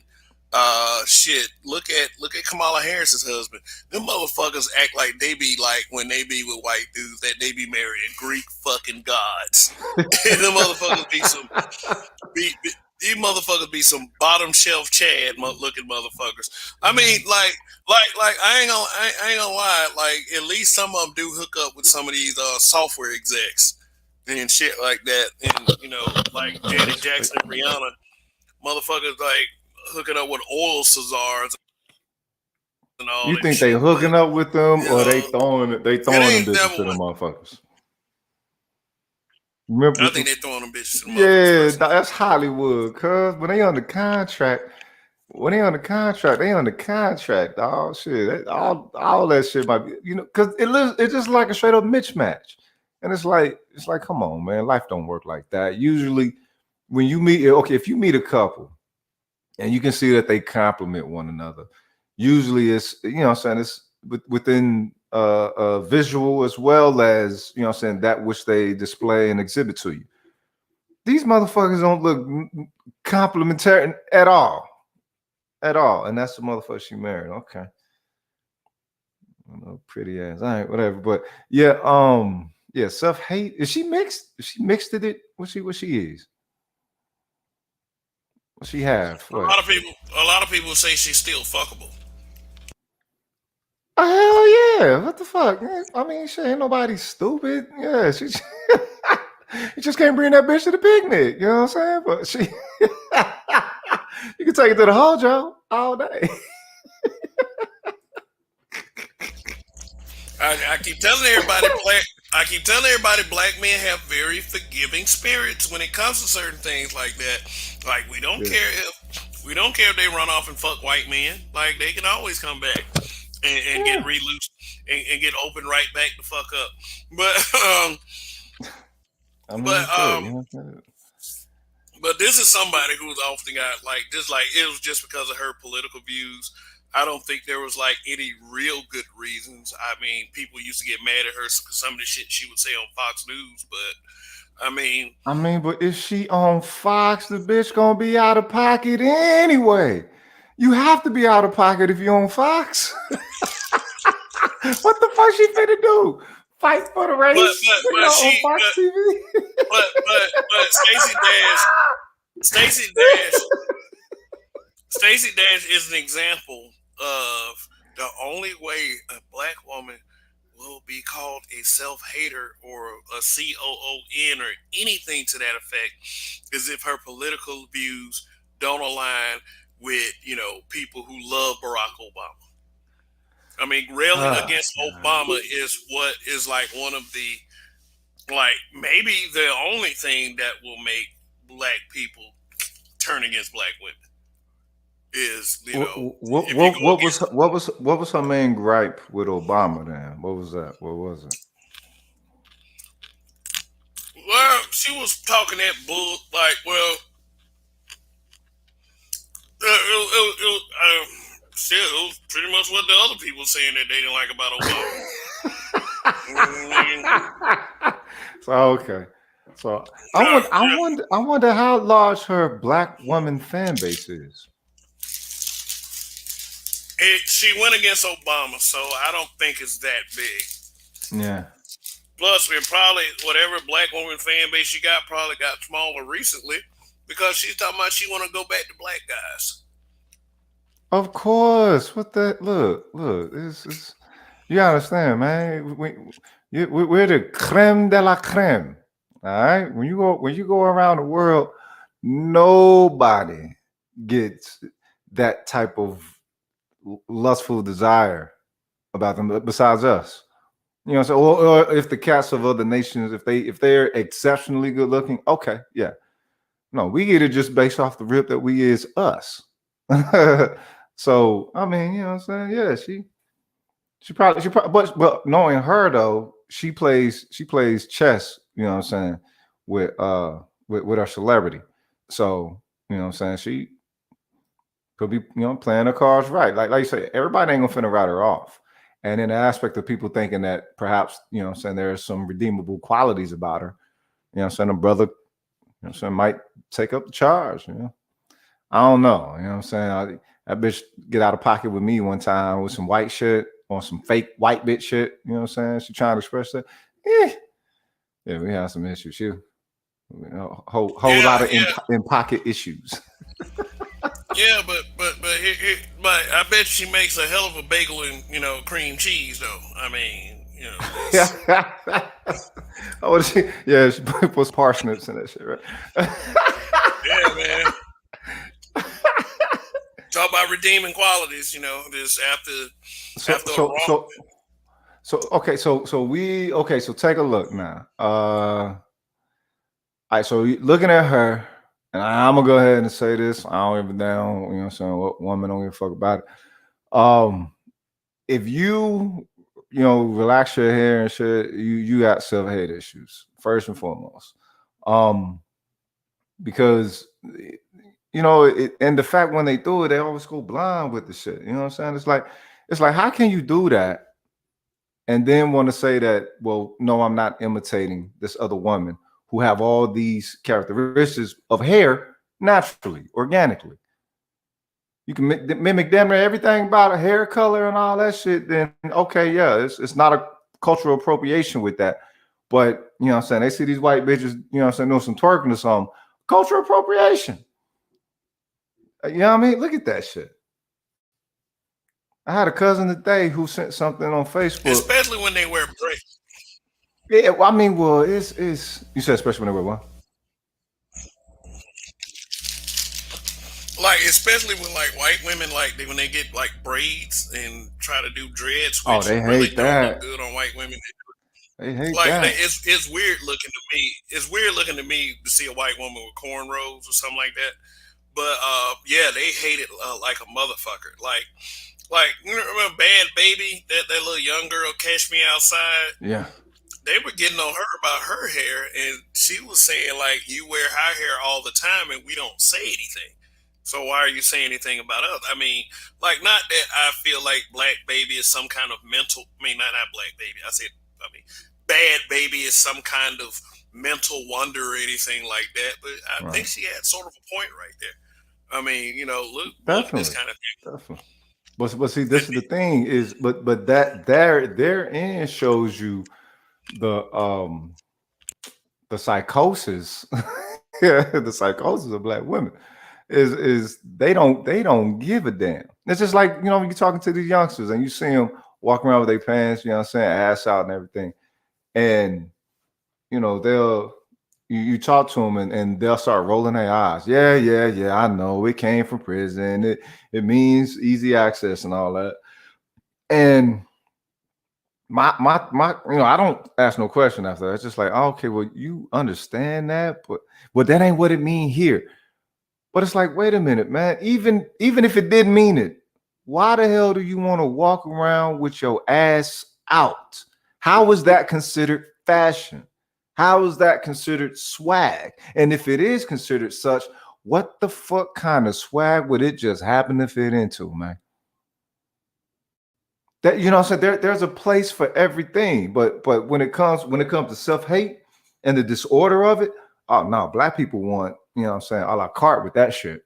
You better not question nothing that make them feel good when they're, what I'm saying, directly and willfully attempting not to be themselves. Let me tell you something about what you just said. Yeah. Like, I don't like when I see the little boys. They wear the jeans so skinny that they can't pull them up, and the whole and the whole you can see the whole seat of their pants with their underwear on. Yeah. It's like what do you want? What are you doing? It's like, but I used to see grown men doing that same shit. Like you can see the Yeah. whole ass of their underwear, and it ain't Yeah. like I'm trying to look. It's just No. the shit is so noticeable. I mean, it's like damn, that shit doesn't like. Why do you want to do that? That Because was a it's like that motherfucker shit on the doesn't. train out here. This nigga specifically wore some fucking drawers that matched his hat. I'm like, man, what the fuck are you doing, cuz, for real? But these, All of it is swag. Swag for who? Bitches like that? Really? Is that? It's like, wait a minute, dog. If you beat them off with your ass out with the drawers matching your hat, real talk, really? That ain't, but then when you speak to them and try to give them some game about the whole thing, what I'm saying, they put up the block. They put up the block just like chicks to the hair shit. I mean, I remember I got into a big fight with my ex-wife over this shit. And I know people using this shit for a meme and shit now. But I asked her, I said, okay, well, say that, like she wore her shit natural, but we was interacting with a sister who didn't. And it was okay, she was an African sister. And for some reasons, fake shit on Africans look hella fucking fake. You know what I'm saying? It's like they so pure of the motherland and shit. You like you can really tell when they put fake shit on. You know what I'm saying? Um, it could, cause when they put fake shit on, it don't even look decent. So this sister, she tried as hard as she can to Americanize herself, whatever. But that shit just looked completely off. It looked like costume, you know what I'm saying, set up and everything. And so, we having a conversation after that. She's like, well, black men shouldn't make comments about black women's hair because you don't know our reality with hair. I said, okay. I said, you know what? You right. You right. But of that regard, let's say I start wearing a white man's toupee. And I tell you that I'm doing this because I want to try something different. It don't mean that I hate myself. And you shouldn't look at me like I'm crazy as I walk around with this motherfucker, twirling it, putting fingers in it, you know what I'm saying, throwing the fucking bangs to the side or whatever the fuck. This all is a part of just this look. Nigga. That was one of the biggest fights that we had. No, you don't. Oh, whoa, wait a minute. I'm just using logic and busting up your motherfucking illusion. Bitch, don't be trying to, Let me tell you, the pass off things that that bullshit. man, the things that you get cussed out for. I remember I got cursed out because I kept. I told I told a certain young lady, I was like, look, black men do lead, but uh, a lot of black men that did lead Yeah. historically used to get murdered. Yes. So like we spend time getting murdered while you're sitting up here complaining about where's the leadership. I Mm. got cursed out like I told that bitch that, go suck a dick or something like that. She got so mad because she was fighting to not empathize with the struggle of black men. Right. Now, no one will ever see that as any form of self hate. Now, when you hate on black men at that level, basically telling black men, hey, you know what? Pick yourself up by your bootstraps. Stop using all these excuses. Stop using the Western culture to uh, try to, make excuses for why you're not, yeah, in a certain position. It Right. is you'll never hear anyone call that person a self hater. I mean, Mm.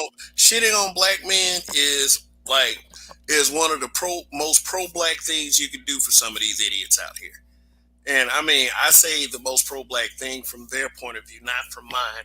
Because have you ever heard that though? That you could be pro black and anti black man, or you know, you know, I've uh, I've read that. I've read that like probably like 5, 6 years back. I remember that was something that was like trending. No, no, my bad. Not 5, 6 years back. Shit, that was like a year and a half. Yeah, I think pre George Floyd or some shit like that popping off, and then what I'm saying, and that shit hit.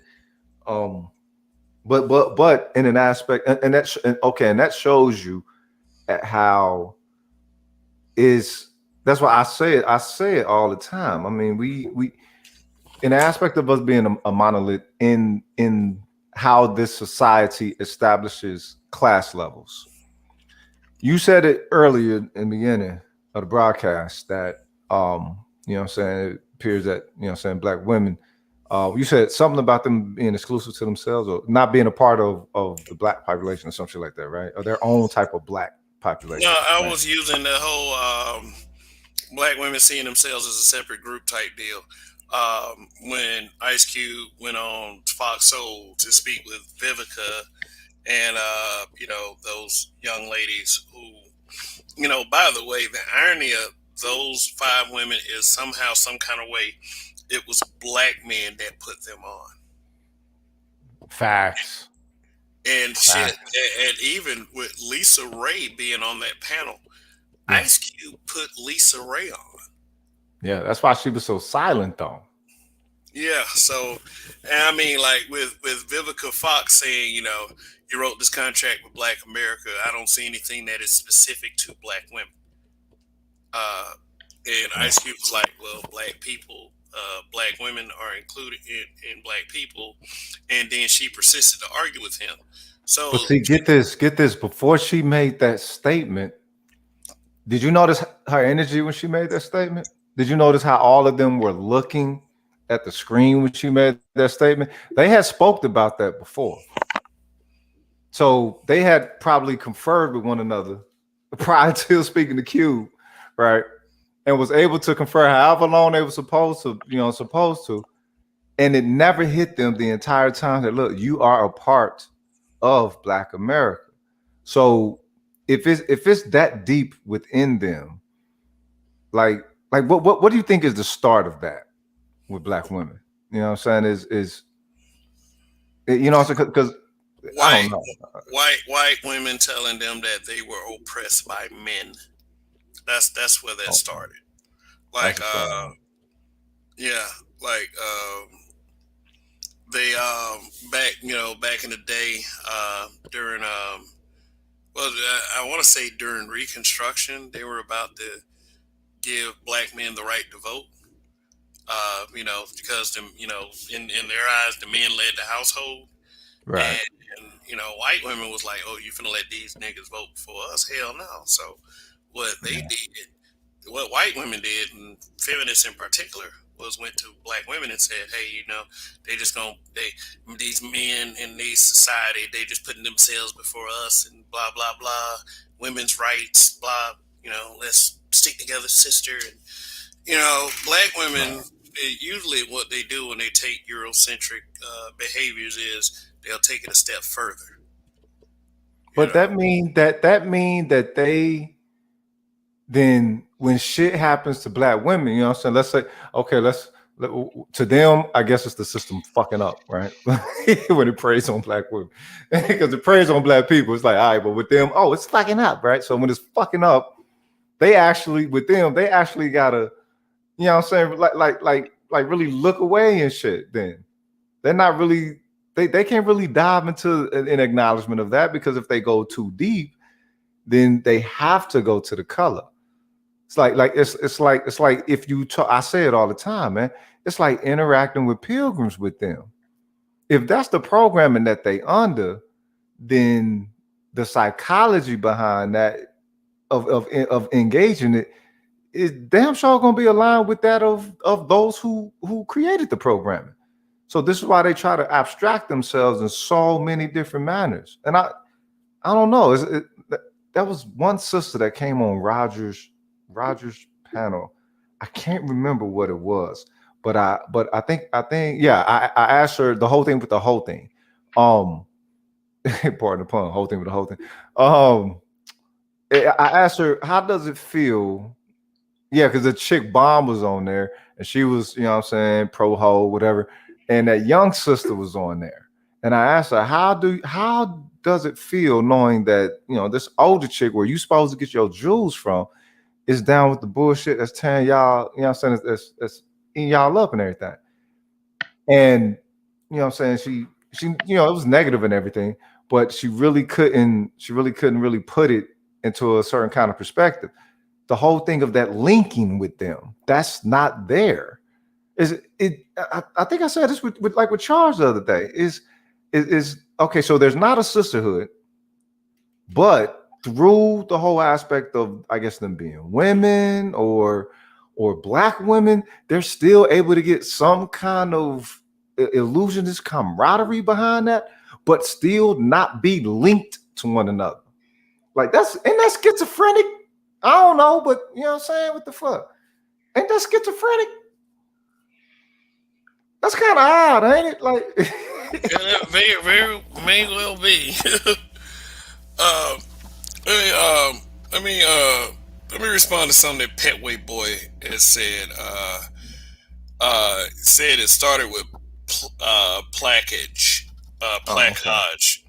Yeah. Placage was a recognized extra legal system in French and Spanish slave colonies of North America by which ethnic European men entered into civil unions with non Europeans of African, Native American, and mixed race descent. Right. Mm. Oh, that's Mm. interesting. Um, Cortez Smith. Kev, my 90-year-old grandma told me about the white feminists back then. They used to come to people's homes like Jehovah's Witnesses. Mm, mm. Wow. Just, yeah, just to get that message across, like, woman power, but it wasn't about the empowerment of women, it was about the supremacy of women. And I mean, that's what a lot of people don't understand. It Yeah, was until their own very selves. So all of them can think that they the queen bitch. And- Hybrid said something. Oh, how long did it take? Because Francis Ngannou is a knockout machine, but Stipe beat him the first time. So how long did it take? Yeah, they said Francis Ngannou beat Stipe Miocic. Let's see. And Ghana was a favorite to win, though, right? Man, Ngannou was a fucking beast, man. Let's see, That's Francis okay. Ngannou. He about what, 43, 44, right? Uh, TKO. Let me see. How old is Francis Ngannou? Francis Ngannou is 34 years old. 34, okay. Yeah, he's 34, but he knocked him out 52 seconds in the round two by TKO, KO TKO, and Hybrid just said that he knocked him out. With Yep. what? Come on, it's martial arts, cuz. You got to tell the style. What to use. What, Francis Ngannou? Nah, I'm saying, like, knock them out utilizing what tool, what strike. You know what I'm saying? Man, shit. When they say knockout, Elbow, knee, you know what I'm saying? Straight man, punch, palm. Francis Ngannou uses like straight fists, man. That motherfucker uses haymakers. Like, Yeah. but Ngannou is a very dangerous fighter, though. Very dangerous. But yeah, I would have loved to see that because I like to see motherfuckers get put to sleep. But but it says on the CBS Sports headline, Francis Ngannou brutally knocks out Stipe Miocic to claim heavyweight title. Ngannou pummeled the most accomplished heavyweight in UFC history with ease in the rematch on Saturday. I Damn.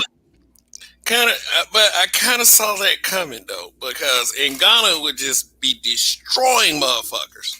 But see, the next fight for Ngannou should be him and Derek Lewis, the Black Beast, Derek Lewis. I mean, have you ever heard of him?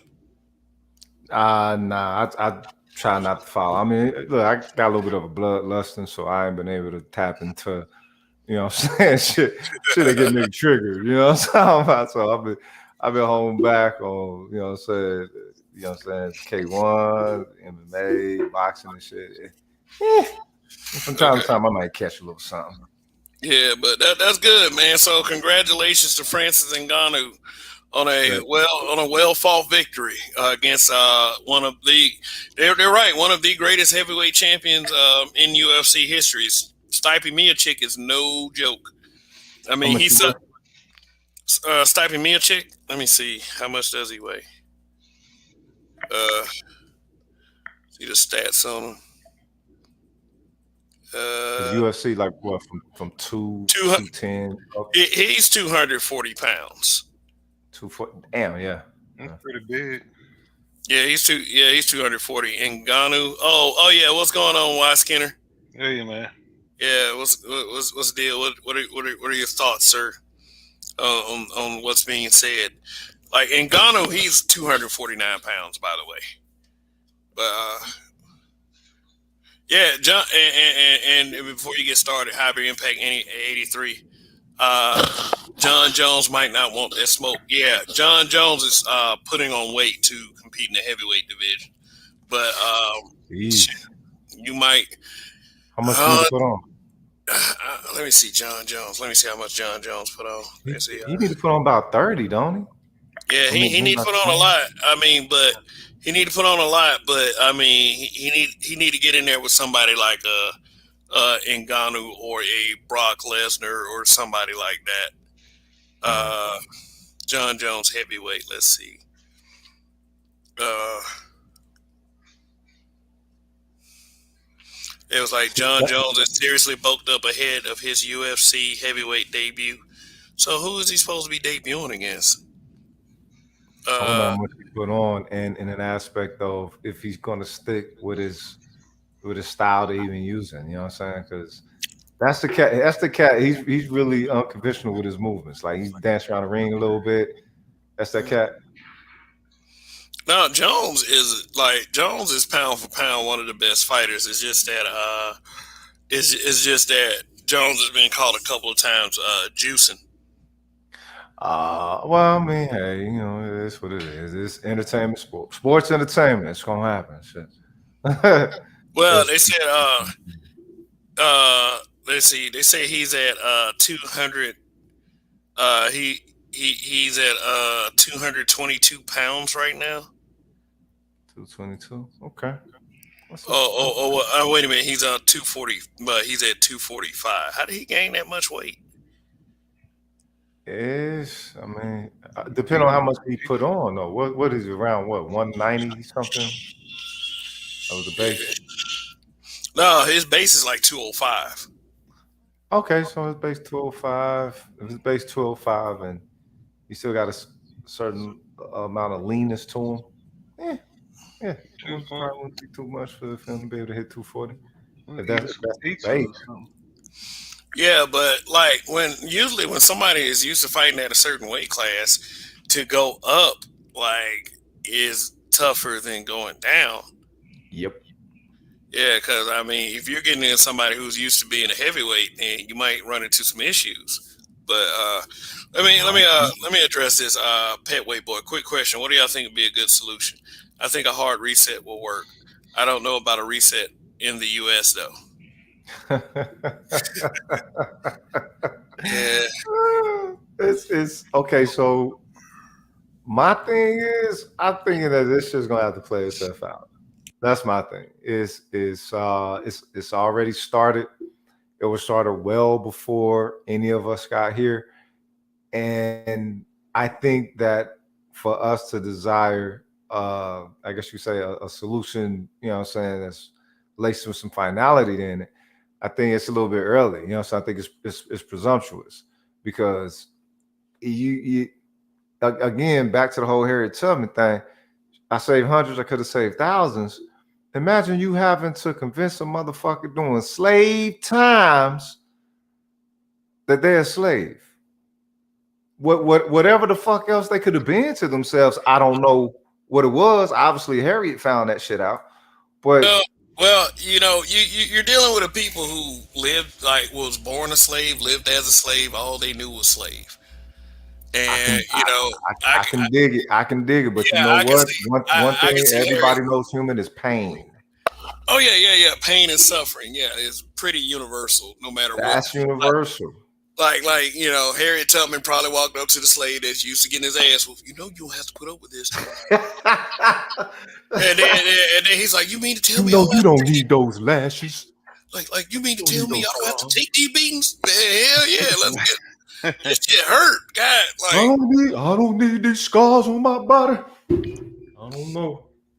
yeah, That's to but be mad he can't whip me on this Thursday evening. think about it though, man. Think about it. You have a plantation with like 50 slaves. You got that one little family, and you got at least two or three people with guns. Could if they had thought about it, they could have damn took the strongest slaves and overtaken each plantation and killed Man. motherfuckers easily. Just got them the fuck up out of here. Yeah, It's but just then there was white Jesus though. So that's the big joker right there, cuz. White Jesus. yeah. Well, you Even gotta take out the hat of pilgrim for but that one, dog. That say they ass a but whole lot, I bet. but Pet Way Boy hard reset. Yeah, I agree with you. I agree with you. I love my people, and I do believe that there's hope for us. Believe me, but we too much on nigga shit. It's like we just too much on it. We have glorified it, and it is something that we didn't even do directly, but we accept. So I mean, we accept what's thrown at us. It is no problem whether that shit's negative or not. Well, so why Skinner? Go ahead. The reset. What's this in regard to? This broadcast is about like we're basically talking about self hate. Yeah. Yeah. What No, this reset you're talking about though? when Re, you talking re, about the reset, you talking about a phenomenon that would basically clear out the undesired characteristics with our, you know, what I'm saying, our community. Yeah. Well, uh, See, this, I probably could see a financial reset, but shit, that's not going to adjust the morality. Okay, well, I guess in a way it will, because you know poverty tends to, you know, breed a certain type of, you know, mentality and everything. Um, Mhm. but this is my thing. It's okay, and I ask this question all the time from the pro black days, right? So say that everybody who thought Jesus, you know, black people, you know, they church and everything, and they think Jesus coming back, knowledge, right? Let's say it was the year 17, you know what I'm saying, 1740. And you heard about, you know what I'm saying, Jesus, or 17, whatever. And whoever heard about Jesus during their time, they thought he was coming back. The people who lived in the 1700s thought he was going to come back, and then the 1800s would be better. Same thing with the 1800s, same thing with the early 1900s. Mhm. So my thing is, if you look at it from a perspective of, like, say you're dealing with an eon type of time span, what if we are just at the beginning of it?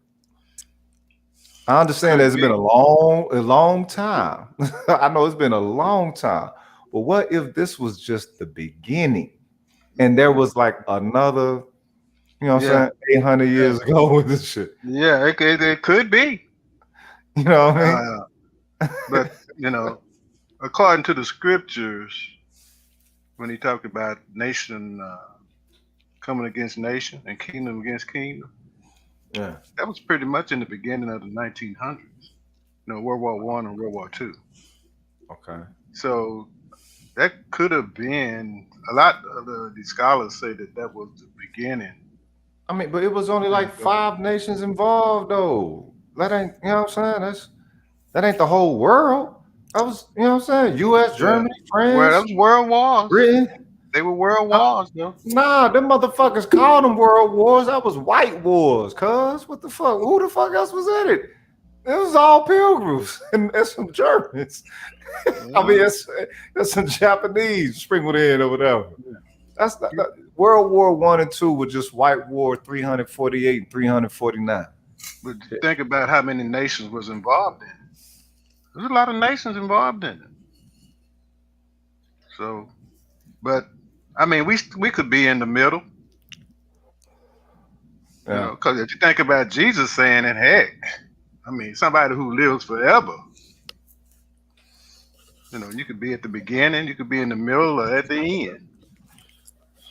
So we don't know. Nah, nah, fuck all that. See, that's when I get pissed. You know what I'm saying?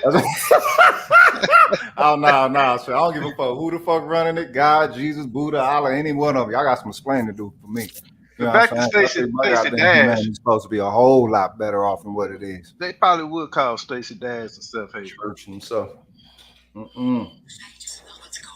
Everything, but that's my thing. Everybody religion tell your ass to wait. Every religion, wait. Wait on what? Wait on wait, wait on wait on something to happen. Wait on the big hand, big foot, mothership, whatever the fuck, but don't do nothing your damn self and stay in the position that you're in. Shit. Sorry. I ain't no atheist, but I just, you know what I'm saying, I just think that a lot of these guys is bullshitting at the moment. So I'm waiting for one that ain't bullshitting. Yeah, Indigenous TV. He said you can't argue for a reset without acknowledging that a portion of our people have to go to. Facts. To go, you come off sounding very evil, no matter how true it is. So we find ourselves at a crossroad as a group. Mm. No, no. There need to be a significant amount of us that dies off. Yes, Yeah, yeah, yeah, definitely. Those yeah. who have been A little bit of everybody. overtly inundated with anti-blackness and you know what I'm saying that super pro everybody else. It's like yeah, okay, Yeah, now a little bit of that's everybody. yeah, Yeah, is what you come to face as a harsh reality. yeah. It's just a system change. Is really what it Is is. is it harsh or is it life? is life. It's like You know what I mean? it's a system change. That's all it really is. But 'Cause, see, but therein, we only think it's harsh because we have a subconscious, uh, monolithic resonance with blackness and black people and everything, and that's one of the things that's hurting us because all black people don't have that. Most black people don't have that. When they speak up on some black shit, it's simply because, you know what I'm saying, they might be, you know what I'm saying, inconvenienced or something. But on some shit that's dealing with as a whole, it's not if because if that was the case, you'll see a whole lot of grassroots organizations flooded with black people, you know what I'm saying, from communities that they're seeking to serve. And that's not the case.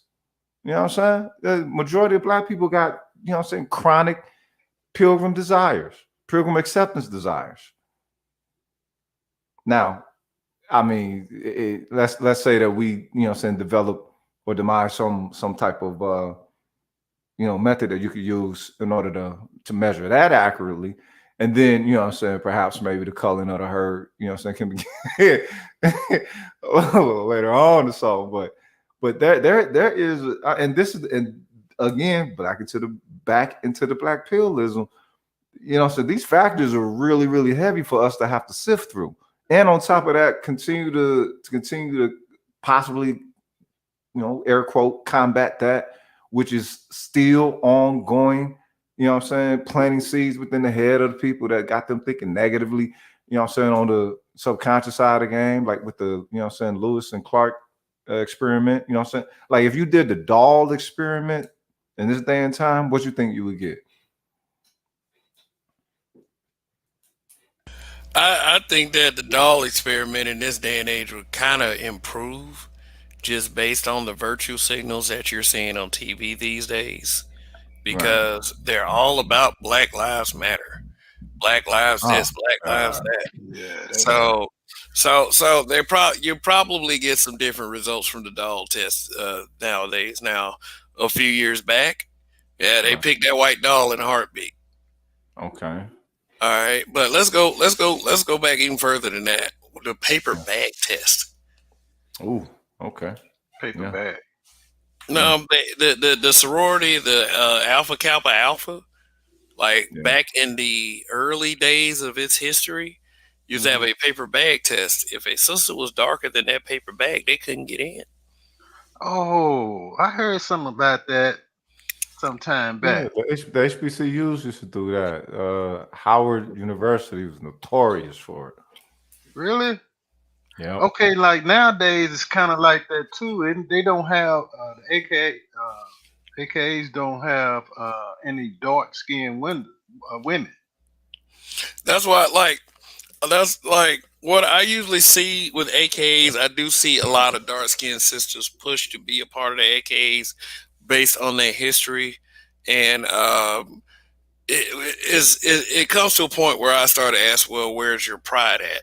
And they'll start claiming stuff like they're trying to change the way the organization does things by including themselves. It's like begging to get inside of a white diner that I, says no colors allowed. I saw a photo somewhere. I saw a photo of Damn. AKA leadership, and none of the ones that were like in leadership roles, they all were light skinned. Not one dark skinned one at But all. yet and still, those notions are projected on black men. That we are the one that are the colorists. We're the one that want them to be light skinned. Dark skinned women can't, like be. it's kind of like when RBR appeared on Roger Report, and Mhm. Roger asked him that question. Why do you? I guess why do you think black men are colorist or whatever? Or why do you think black men hate black women? And RBR answered in that RBR way, uh, because black men won't allow black women to be dark skinned, something like that. And Wow. the crazy part to me is like, how are we not allowing them to be dark skinned? Yeah, I mean, you just want to, crazy. you like that just comes from some personal feeling of I'm mad at these dudes for telling the truth on these horrible females. So what's really behind that? With the women. I mean, are they? I mean, it's intentionally being done. Man, but let me address this dude named Old Turd real quick. You killing me with this name. Uh, he was like, Stacy used to be my crush. Now she's a black girl lost.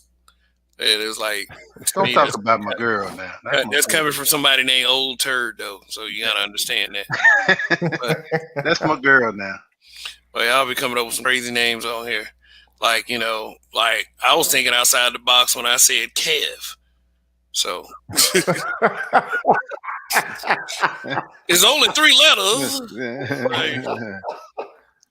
Like, shout out to Donnie in the chat.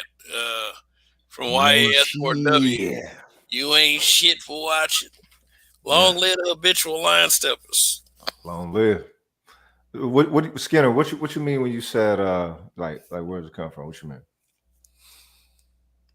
As far as the light skinned girls, No, you talking about the phenomena of light skinned women?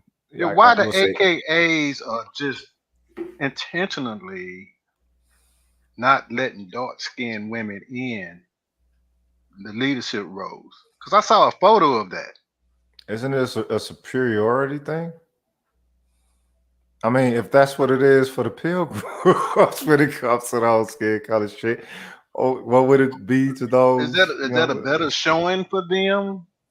I mean, I just wonder why they're doing that because it's intentionally being done. No very dark, African type girls was in the photo at all. They all was light. Because Right. they bitches. They're just plain and simple. They bitches. Like they're the ones that push that colorism shit, and they push it on their children. And these girls grow up these little dark skin complexes, and for some reason, when it processes in their brain that this is a problem, they always point it to black men as the culprit, as the ones who are pushing this colorist message. Let me tell Mm. you something. It's always us. Yeah, let me tell for any of the women listening out there. It doesn't matter what shade of color you are. If you nice and feminine, you're not gonna have too many problems with men. Period. Exactly. Yeah. It ain't got nothing to do with your Exactly. like ain't got nothing to do with the color of your skin. Now, if some dudes out there saying I prefer light skinned women, they just prefer light skinned women. Suck it up and get over it. But man, let me tell you something. Some of the sexiest women I've ever seen in my life, personally, have dark skin. Like they have dark skin. Like, forgive me for having the eyes of being a married man, but damn, I saw a woman that walked into Chick-fil-A the other day, and I was just like, like Look, it's like ebony dark skin, and her body was just Rocking.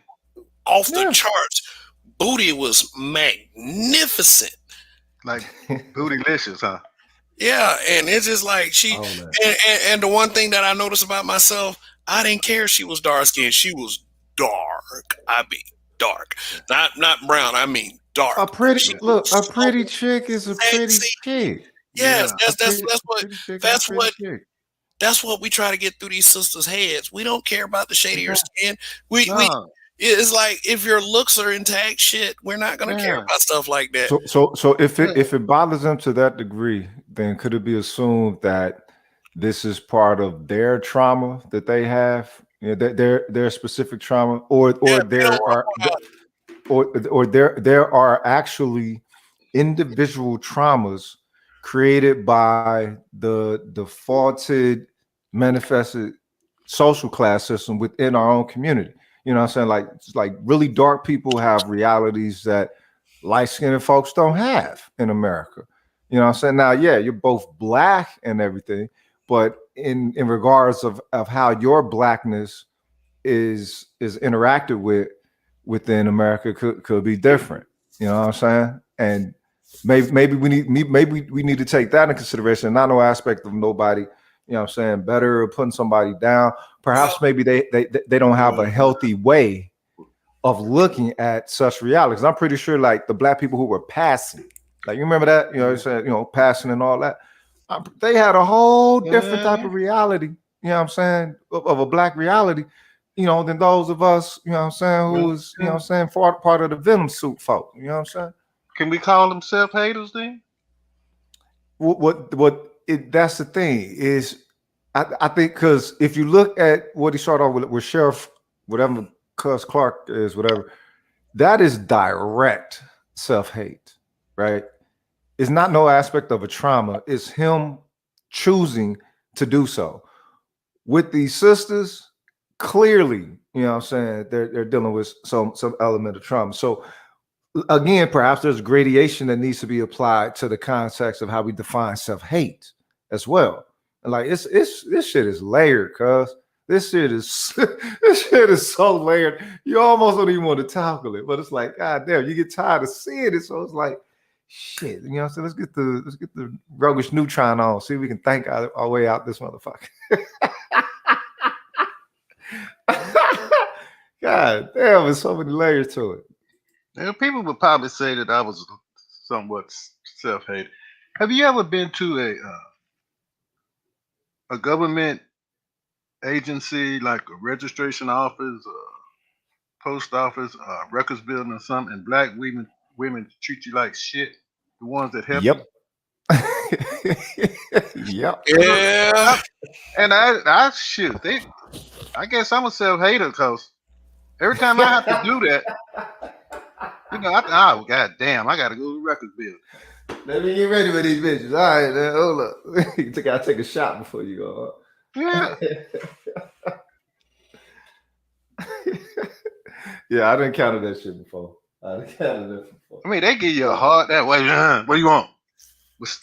Get back in line, sir. Yeah, that job is their life, man. I mean, okay, you gotta understand something. No, I'm thinking. Okay, so somebody asked the question. Was it you? Was it you, Kev? I don't remember. Um, the whole aspect of black women. No. It was Mr. Z. Shout out Mr. Z. He was talking about oh, it was Raj. One of them talking about the reason why you know what I'm saying, part of black women getting hired the way that they are, you know what I'm saying, heavily within the workforce and everything. And you know, with them being, you know, 80% obese, overweight and all that, that's actually a part of it. Because what do you think what do you think pilgrims think comes with hiring a big black woman? You think they just want them for the skill of them being able to do whatever? And there's nothing, you know what I'm saying, no ulterior motive, cultural ulterior motives attached to them. They You know want a what I'm saying? fucking Like, bodyguard. say it again. They want a fucking bodyguard. Yeah. Shit, they, look they at what need Simone Sanders did for Joe Biden. they need a pit bull behind this. Yeah. I mean, because think about it. You know, you gotta think. You know, some fat black sashinists is finna come with that. You have to assume that by now. You know what I'm saying? Well, long as you can use a keyboard and act like a pit bull, you got the job. That's sad though, because on that I do see. I don't know. Maybe they get hired there just to, you know what I'm saying, you know, get the money, whatever. I ain't come to work today, whatever, and they don't like the job. But yeah, I rarely see one with a nice attitude, man. I was at the Really? Galleria today, and I guess just by being on YouTube and learning so much about black women being overweight, Yeah. man.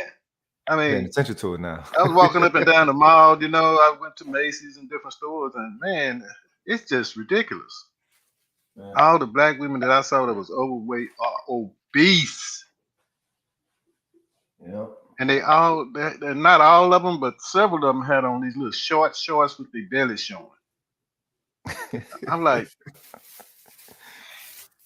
baby, okay. So can that be considered?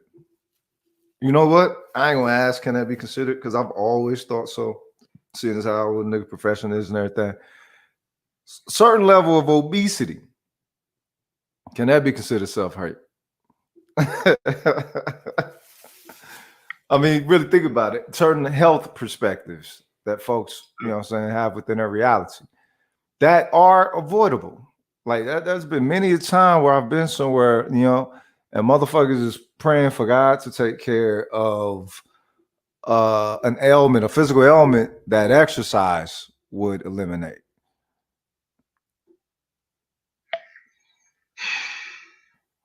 well, it's the truth. You know what I mean? But I get maybe I was self hating today. Hey, hey, you know what though? You know what though? That's all right. You know what It's though? being honest, dog. It's being honest. You know, we take the look Yeah, at it's being brutally honest. Uh, it. let me read old turd comment. You know I'm reading your comments because of your name, right? Old turd. There are companies that absolutely just hire black women to fill a quota in their mind, but the whole time she could be the best employee, but they wouldn't give a fuck. Mm. Well, I mean, if you can get your quota filled and your ego fed and some, you know what I'm saying, a stereotypical fix, hey, you know what I'm saying, that's a trifecta, you know what I'm saying? So Yeah, but but Rogish, let me talk about something that is kind of familiar to you. Okay, yeah, all right, now yeah, we're gonna start talking about Facebook. okay, I get called a self hater on Facebook for various reasons. okay, One of which entails the fact that I created a Facebook group that got wildly popular in its peak, and the fact that I made the platform for black men. And the only thing was, I just made it to where black men wouldn't get kicked out every time a female troll or some kind of simp started playing victim on behalf of the quote unquote black community. right. You know, there's like, well, he's being toxic. Can you kick him out?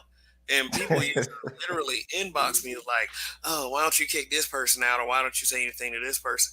I'm like, because it's my group. If you want things your way, create a Facebook group. It is very easy to do that. But I still get the, I mean, and it may be because of other reasons too. You know, I've said certain things to certain people, but Right. I get called a self hater based on just that, trying to give an even playing field to black men who wanted to express how they felt on the topics that were being presented. And how do I know that I get hate because of this? Because I've been in other Facebook group environments where they will find out that I made that group, and then all of a sudden they turn it up on me automatically. I can't go in many Facebook group spaces because of what I did to create an even playing field for both black men and black women. And while I get called a self hater for that, aren't the people who are condemning me can't they can be considered self haters? Yeah, Most certainly, yeah. most certainly, because Hmm. you're presenting a perspective. You don't go attacking. I've seen your page. You don't attack anymore. You present perspectives that attack. And so, you know what I'm saying? People That, like my Facebook page is dead because people like, and I'll go ahead and admit it, they've decided to stay away from me because they're not going to get me to yield from my points of view. It's yeah. it's not it's not going to happen because it's not going to happen because of the fact is if you can convince me that your bullshit is 100% correct, then maybe I'll yield on my point of view. But I'm, I see a mhm, lot of bullshit, and I'm just like, yeah. I try not to open up Facebook, but every time I open up Facebook, I see some bullshit. I'm compelled to respond in a sensible manner, and people don't like that at all. Yeah. let me tell you something that happened the other day. Two people that aren't very particular about me, but they are my Facebook friends. I see them conversing with a white person, a white man, Right. and they're answering him in complete sentences, and explaining and explaining and explaining. See, when Right. I hit them with a little harsh truth, the responses I usually get from them are memes and gifs, which and when a black person know they can't win a conversation on Facebook, now of the ignorant ilk, not all, because you got to say not all. Right. Right. When you got them stumped on a question or a point of view, they just start responding with gifts and memes and Mm. such. These two people in particular that usually did that to me, they were responding to the white guy in complete sentences, and I called them out immediately. It felt Right. so great. I'm like, y'all sitting up there like you're respecting this guy because and you respect him like he's saying something you blatantly disagree with, but you're not treating them like you would treat a black guy. Y'all love Zaddy. Oh, they got man when I say y'all love Zaddy. it's, it's like, but it's When you first encountered that, let's see, how long ago did you make your page? Be right back, guys. okay, Skinner. All right.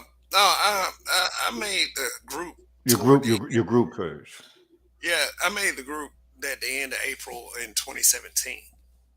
2017.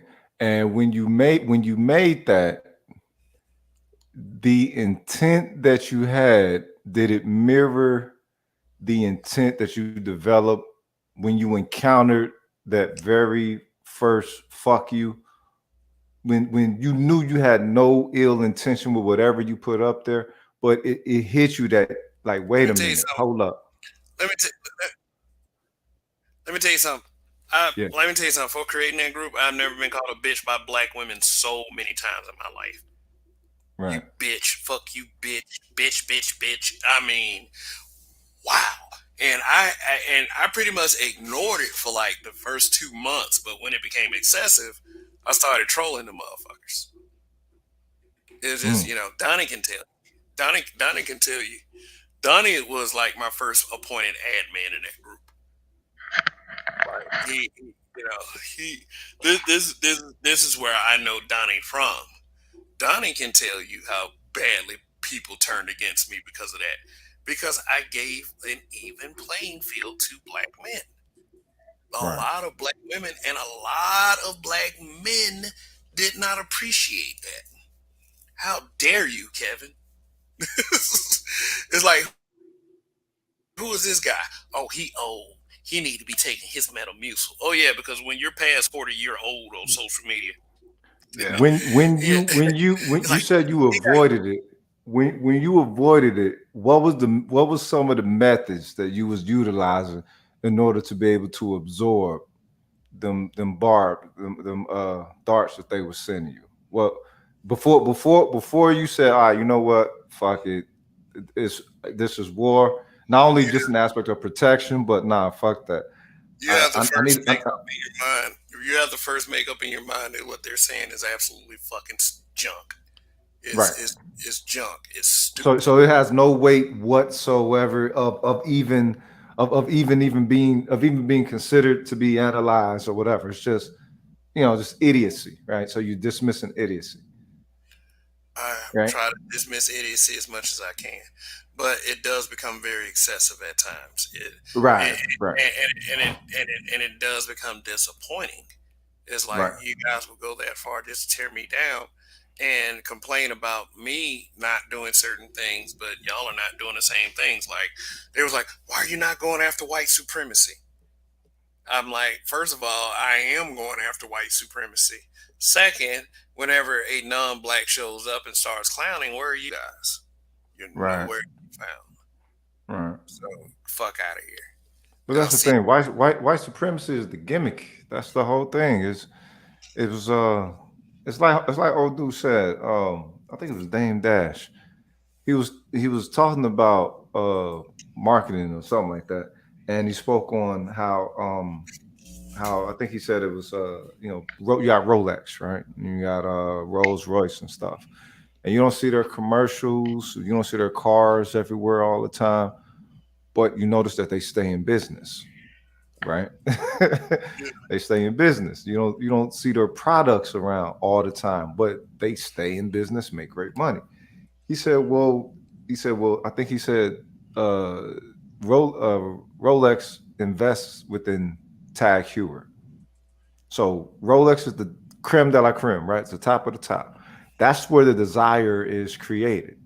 But most folks can't afford a Rolex. But what they can afford is that Tag Heuer Folex, which resembles that, much cheaper.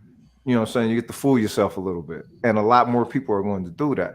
It had me thinking the whole aspect of white supremacy. This is why the frothing at the mouth races is what it is, because that's going to get you triggered right off the bat. That's going to get everybody triggered and be like, no, no, no, don't do that, right?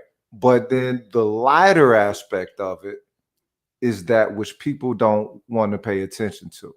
They'll pay attention to the motherfucker with the Confederate flag and everything. But when it comes to certain, procedures put forth by pilgrims who, don't rock a flag, a Confederate flag, or they ain't even conservatives or whatever, that doesn't get looked at. So that's what black folks mean when they say white supremacy. They mean, that blatant in your face shit. And they throw that as just something that's cliche. You know what I'm saying? It is a context in and of itself. Something that ain't even attached to pilgrims. So in that regard, this is amazing. In that regard, when you receive your first fuck you, how hard did you go on that one? Because you had to be lenient at first. You said you didn't even pay attention to him, right? Man, let me tell you something. Like I'll stay at zero. I'll stay in neutral for a minute. Oh, I'll stay in park for a minute. I'll let all kinds of insults come at me. See, here's the technique I use. Once I start coming at you, there's nothing you can do because you come at me so hard. All If right. you make a Okay. chop, a chop is basically removing your face from your body pick and putting it on another pick, and usually is used to be a demoralizing thing. Uh, I'm gonna get much sicker with the chops. And the Okay. reason why I decided to exercise such an extreme option is because I will give you 1,000 chances. I will give anyone 1,000, unless they're being just blatantly stupid, like posting people personal information or something like that. Right. Then I'll just go ahead and just remove you from the group. But after I've given you so many chances, I'll go ahead and just start going in on you. But see, here's the thing: once I started going in, people would be like, well, they'll start doing the little gaslighting thing. It's like, okay, you're being sensitive, something like that. It's like it So, would so what usually. stops you from being black pilled then? What do you mean, What stops you from being black pilled? You know what I'm black saying? pill? You give me Even though, before I answer that. Before I answer that, give me a clear definition of Yeah. black pill. I mean, from what I gather is and that's what I'm hearing is more along the line of understanding that there are specific factors involved to where more than likely there is going to be there isn't going to be any change with that factor in an aspect of desiring that what I'm saying there be a solution to it, or there can be a correction to it. Like say this with what I'm saying, era of the diesel, right? With the era of the diesel, and era of diesel, I'm saying, just basically mean I'm saying holes everywhere, and you can actually see that shit occurring, right? And a lot of people say, yeah, turn the hose, they turn the hose, they turn the hose, but not really understanding what that means. You know what I'm saying? When hoism becomes a culture of honor for your women. And a lot of people think, okay, maybe this is a phase that these bitches going through or something like that. you know, I ain't met no former hoe who wasn't just shattered. You know what I'm saying? and the fact that they're doing things at such a young age, which is well within the whole realm. Okay, they got to stop being hoes first before you even get to the shattered part. So, how many generations of this, you know what I'm saying, fresh hoe shit we talking about? And then once it quote unquote ends, or so-called ends or whatever, if it does end or whatever, then you got to get through the shattered part. That's gonna be a lot of trauma, you know what I'm saying? Just like dealing with you know what I'm saying, sisters in that regard. So this is what makes me black pill and the whole thing with the, you know, the relationship thing. You look at what Dr. T. Hassan Johnson puts out. And it's like, if I was a young cat, nigga, I wouldn't get married. I wouldn't have no kids. I stack my dough, be selfish as fuck. Wouldn't even get another family or nothing like that. You know what I'm saying? I would be the most selfish motherfucker in the world based off of protection, you know what I'm saying, from listening and absorbing from the manosphere. Because the black manosphere just is gives so much game, but the game that it gives really shows that, yo, shit is a whole lot worse off than what we think it to be. Especially what we possibly desire it to be, you know what I'm saying, in an ideal setting. You know what I'm saying? Like Yeah, so and I get that, and I get that because what I tried to do for the space is I tried to bring a little humor for it, just because of my lack of hope. Now, why I'm not completely black pilled is that the fact of the matter is although there was a lot of people that has said a lot of stupid shit to me, has like but like it got to the point where I had to take all of my family pictures down, untagged from other people's profiles, right, because people were hunting down anything they could to take me down, and it was just like, oh, okay, I'm not completely innocent. When I do go in on people, I do have the ability to control their emotions, meaning that on random days after those incidences occurred, I will get an occasional fuck you in my inbox.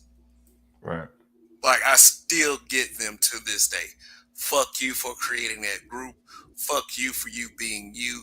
Fuck your whole family. Uh I'm telling you, man, is Man, like I Man, I really that's sick. wish, like I'm really waiting on the day that somebody try to pull a Tommy Sotomayor on me. mm, Basically trying to hit me and trying to yeah, dare me try to to do sneak it, something. try to sneak him. Yeah, I mean that's the day Sure, you can.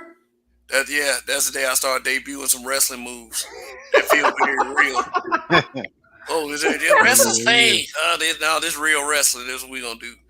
This is how DDT actually feels. So you shut your ass up. you But still have you still have your Facebook page? it's archived at the moment. I'll bring it back when if I can guarantee some mature participation.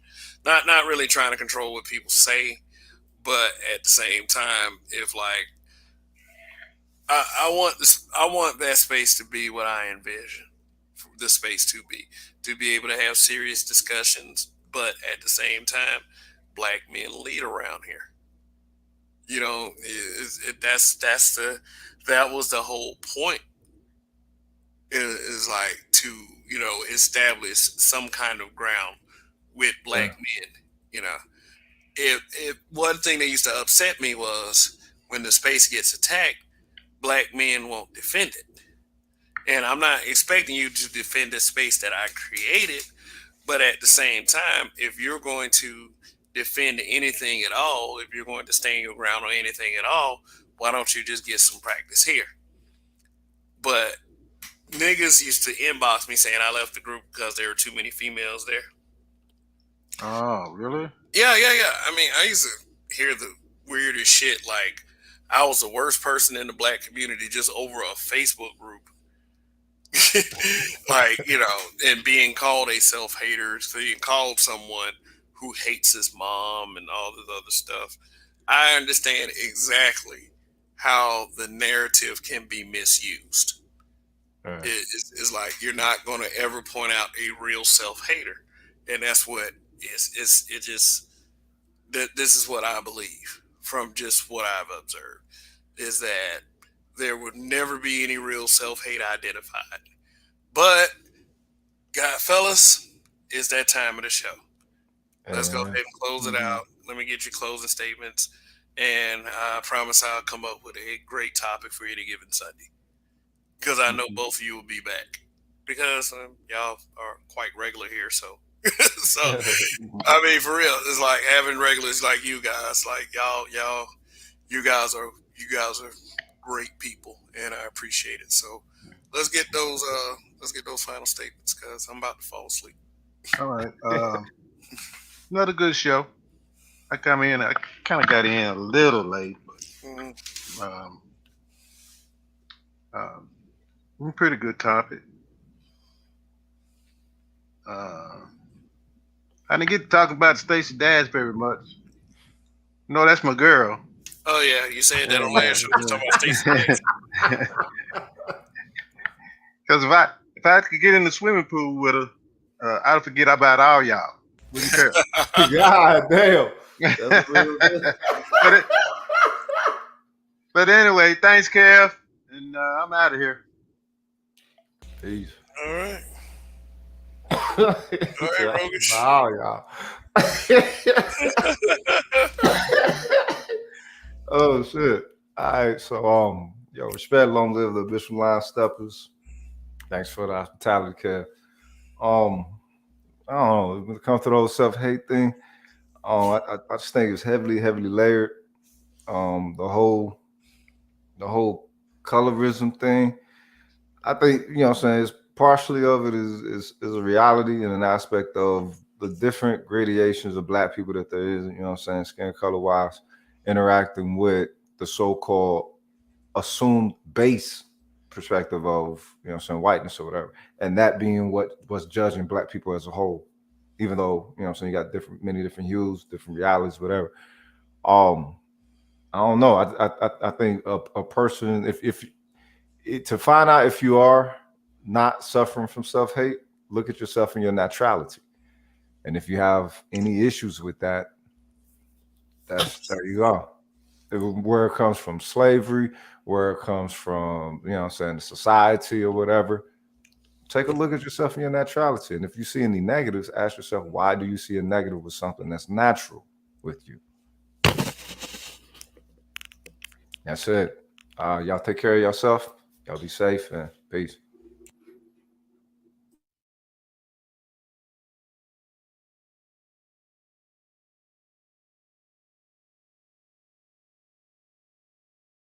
Yeah, that's Rogish, and he's dropping some jewels right there, and that's what he usually does when he comes to this platform, and it's much appreciated. But I don't think there's a bunch of people that is looking in mirrors and telling that person in that mirror, man, you need to get your ass out here right now. We got some business that we got to take care of. That's not what's going on out here. Um, if you were going to say self hate, you need to have a definition that most can agree upon, not some personal shit. You know, is call it what it is instead of what you feel like it is, just because you want to be emotional, or just because you want to live vicariously through people, and or you want to hate vicariously through people. Um, anyway, that's pretty much it on the topic of self hate. I would just say, from an overall standpoint, that we as a community and as a collective, we do understand that do need we need to do better. I'll just say that. But this has been another good show. I enjoy these shows very much, and I will see you guys for another edition of Any Given Sunday. Topic has yet to be determined. So, anyway, long live the habitual line steppers. This is Kev. It's black men being brutally honest. In Kev, we trust. See y'all for Any Given Sunday.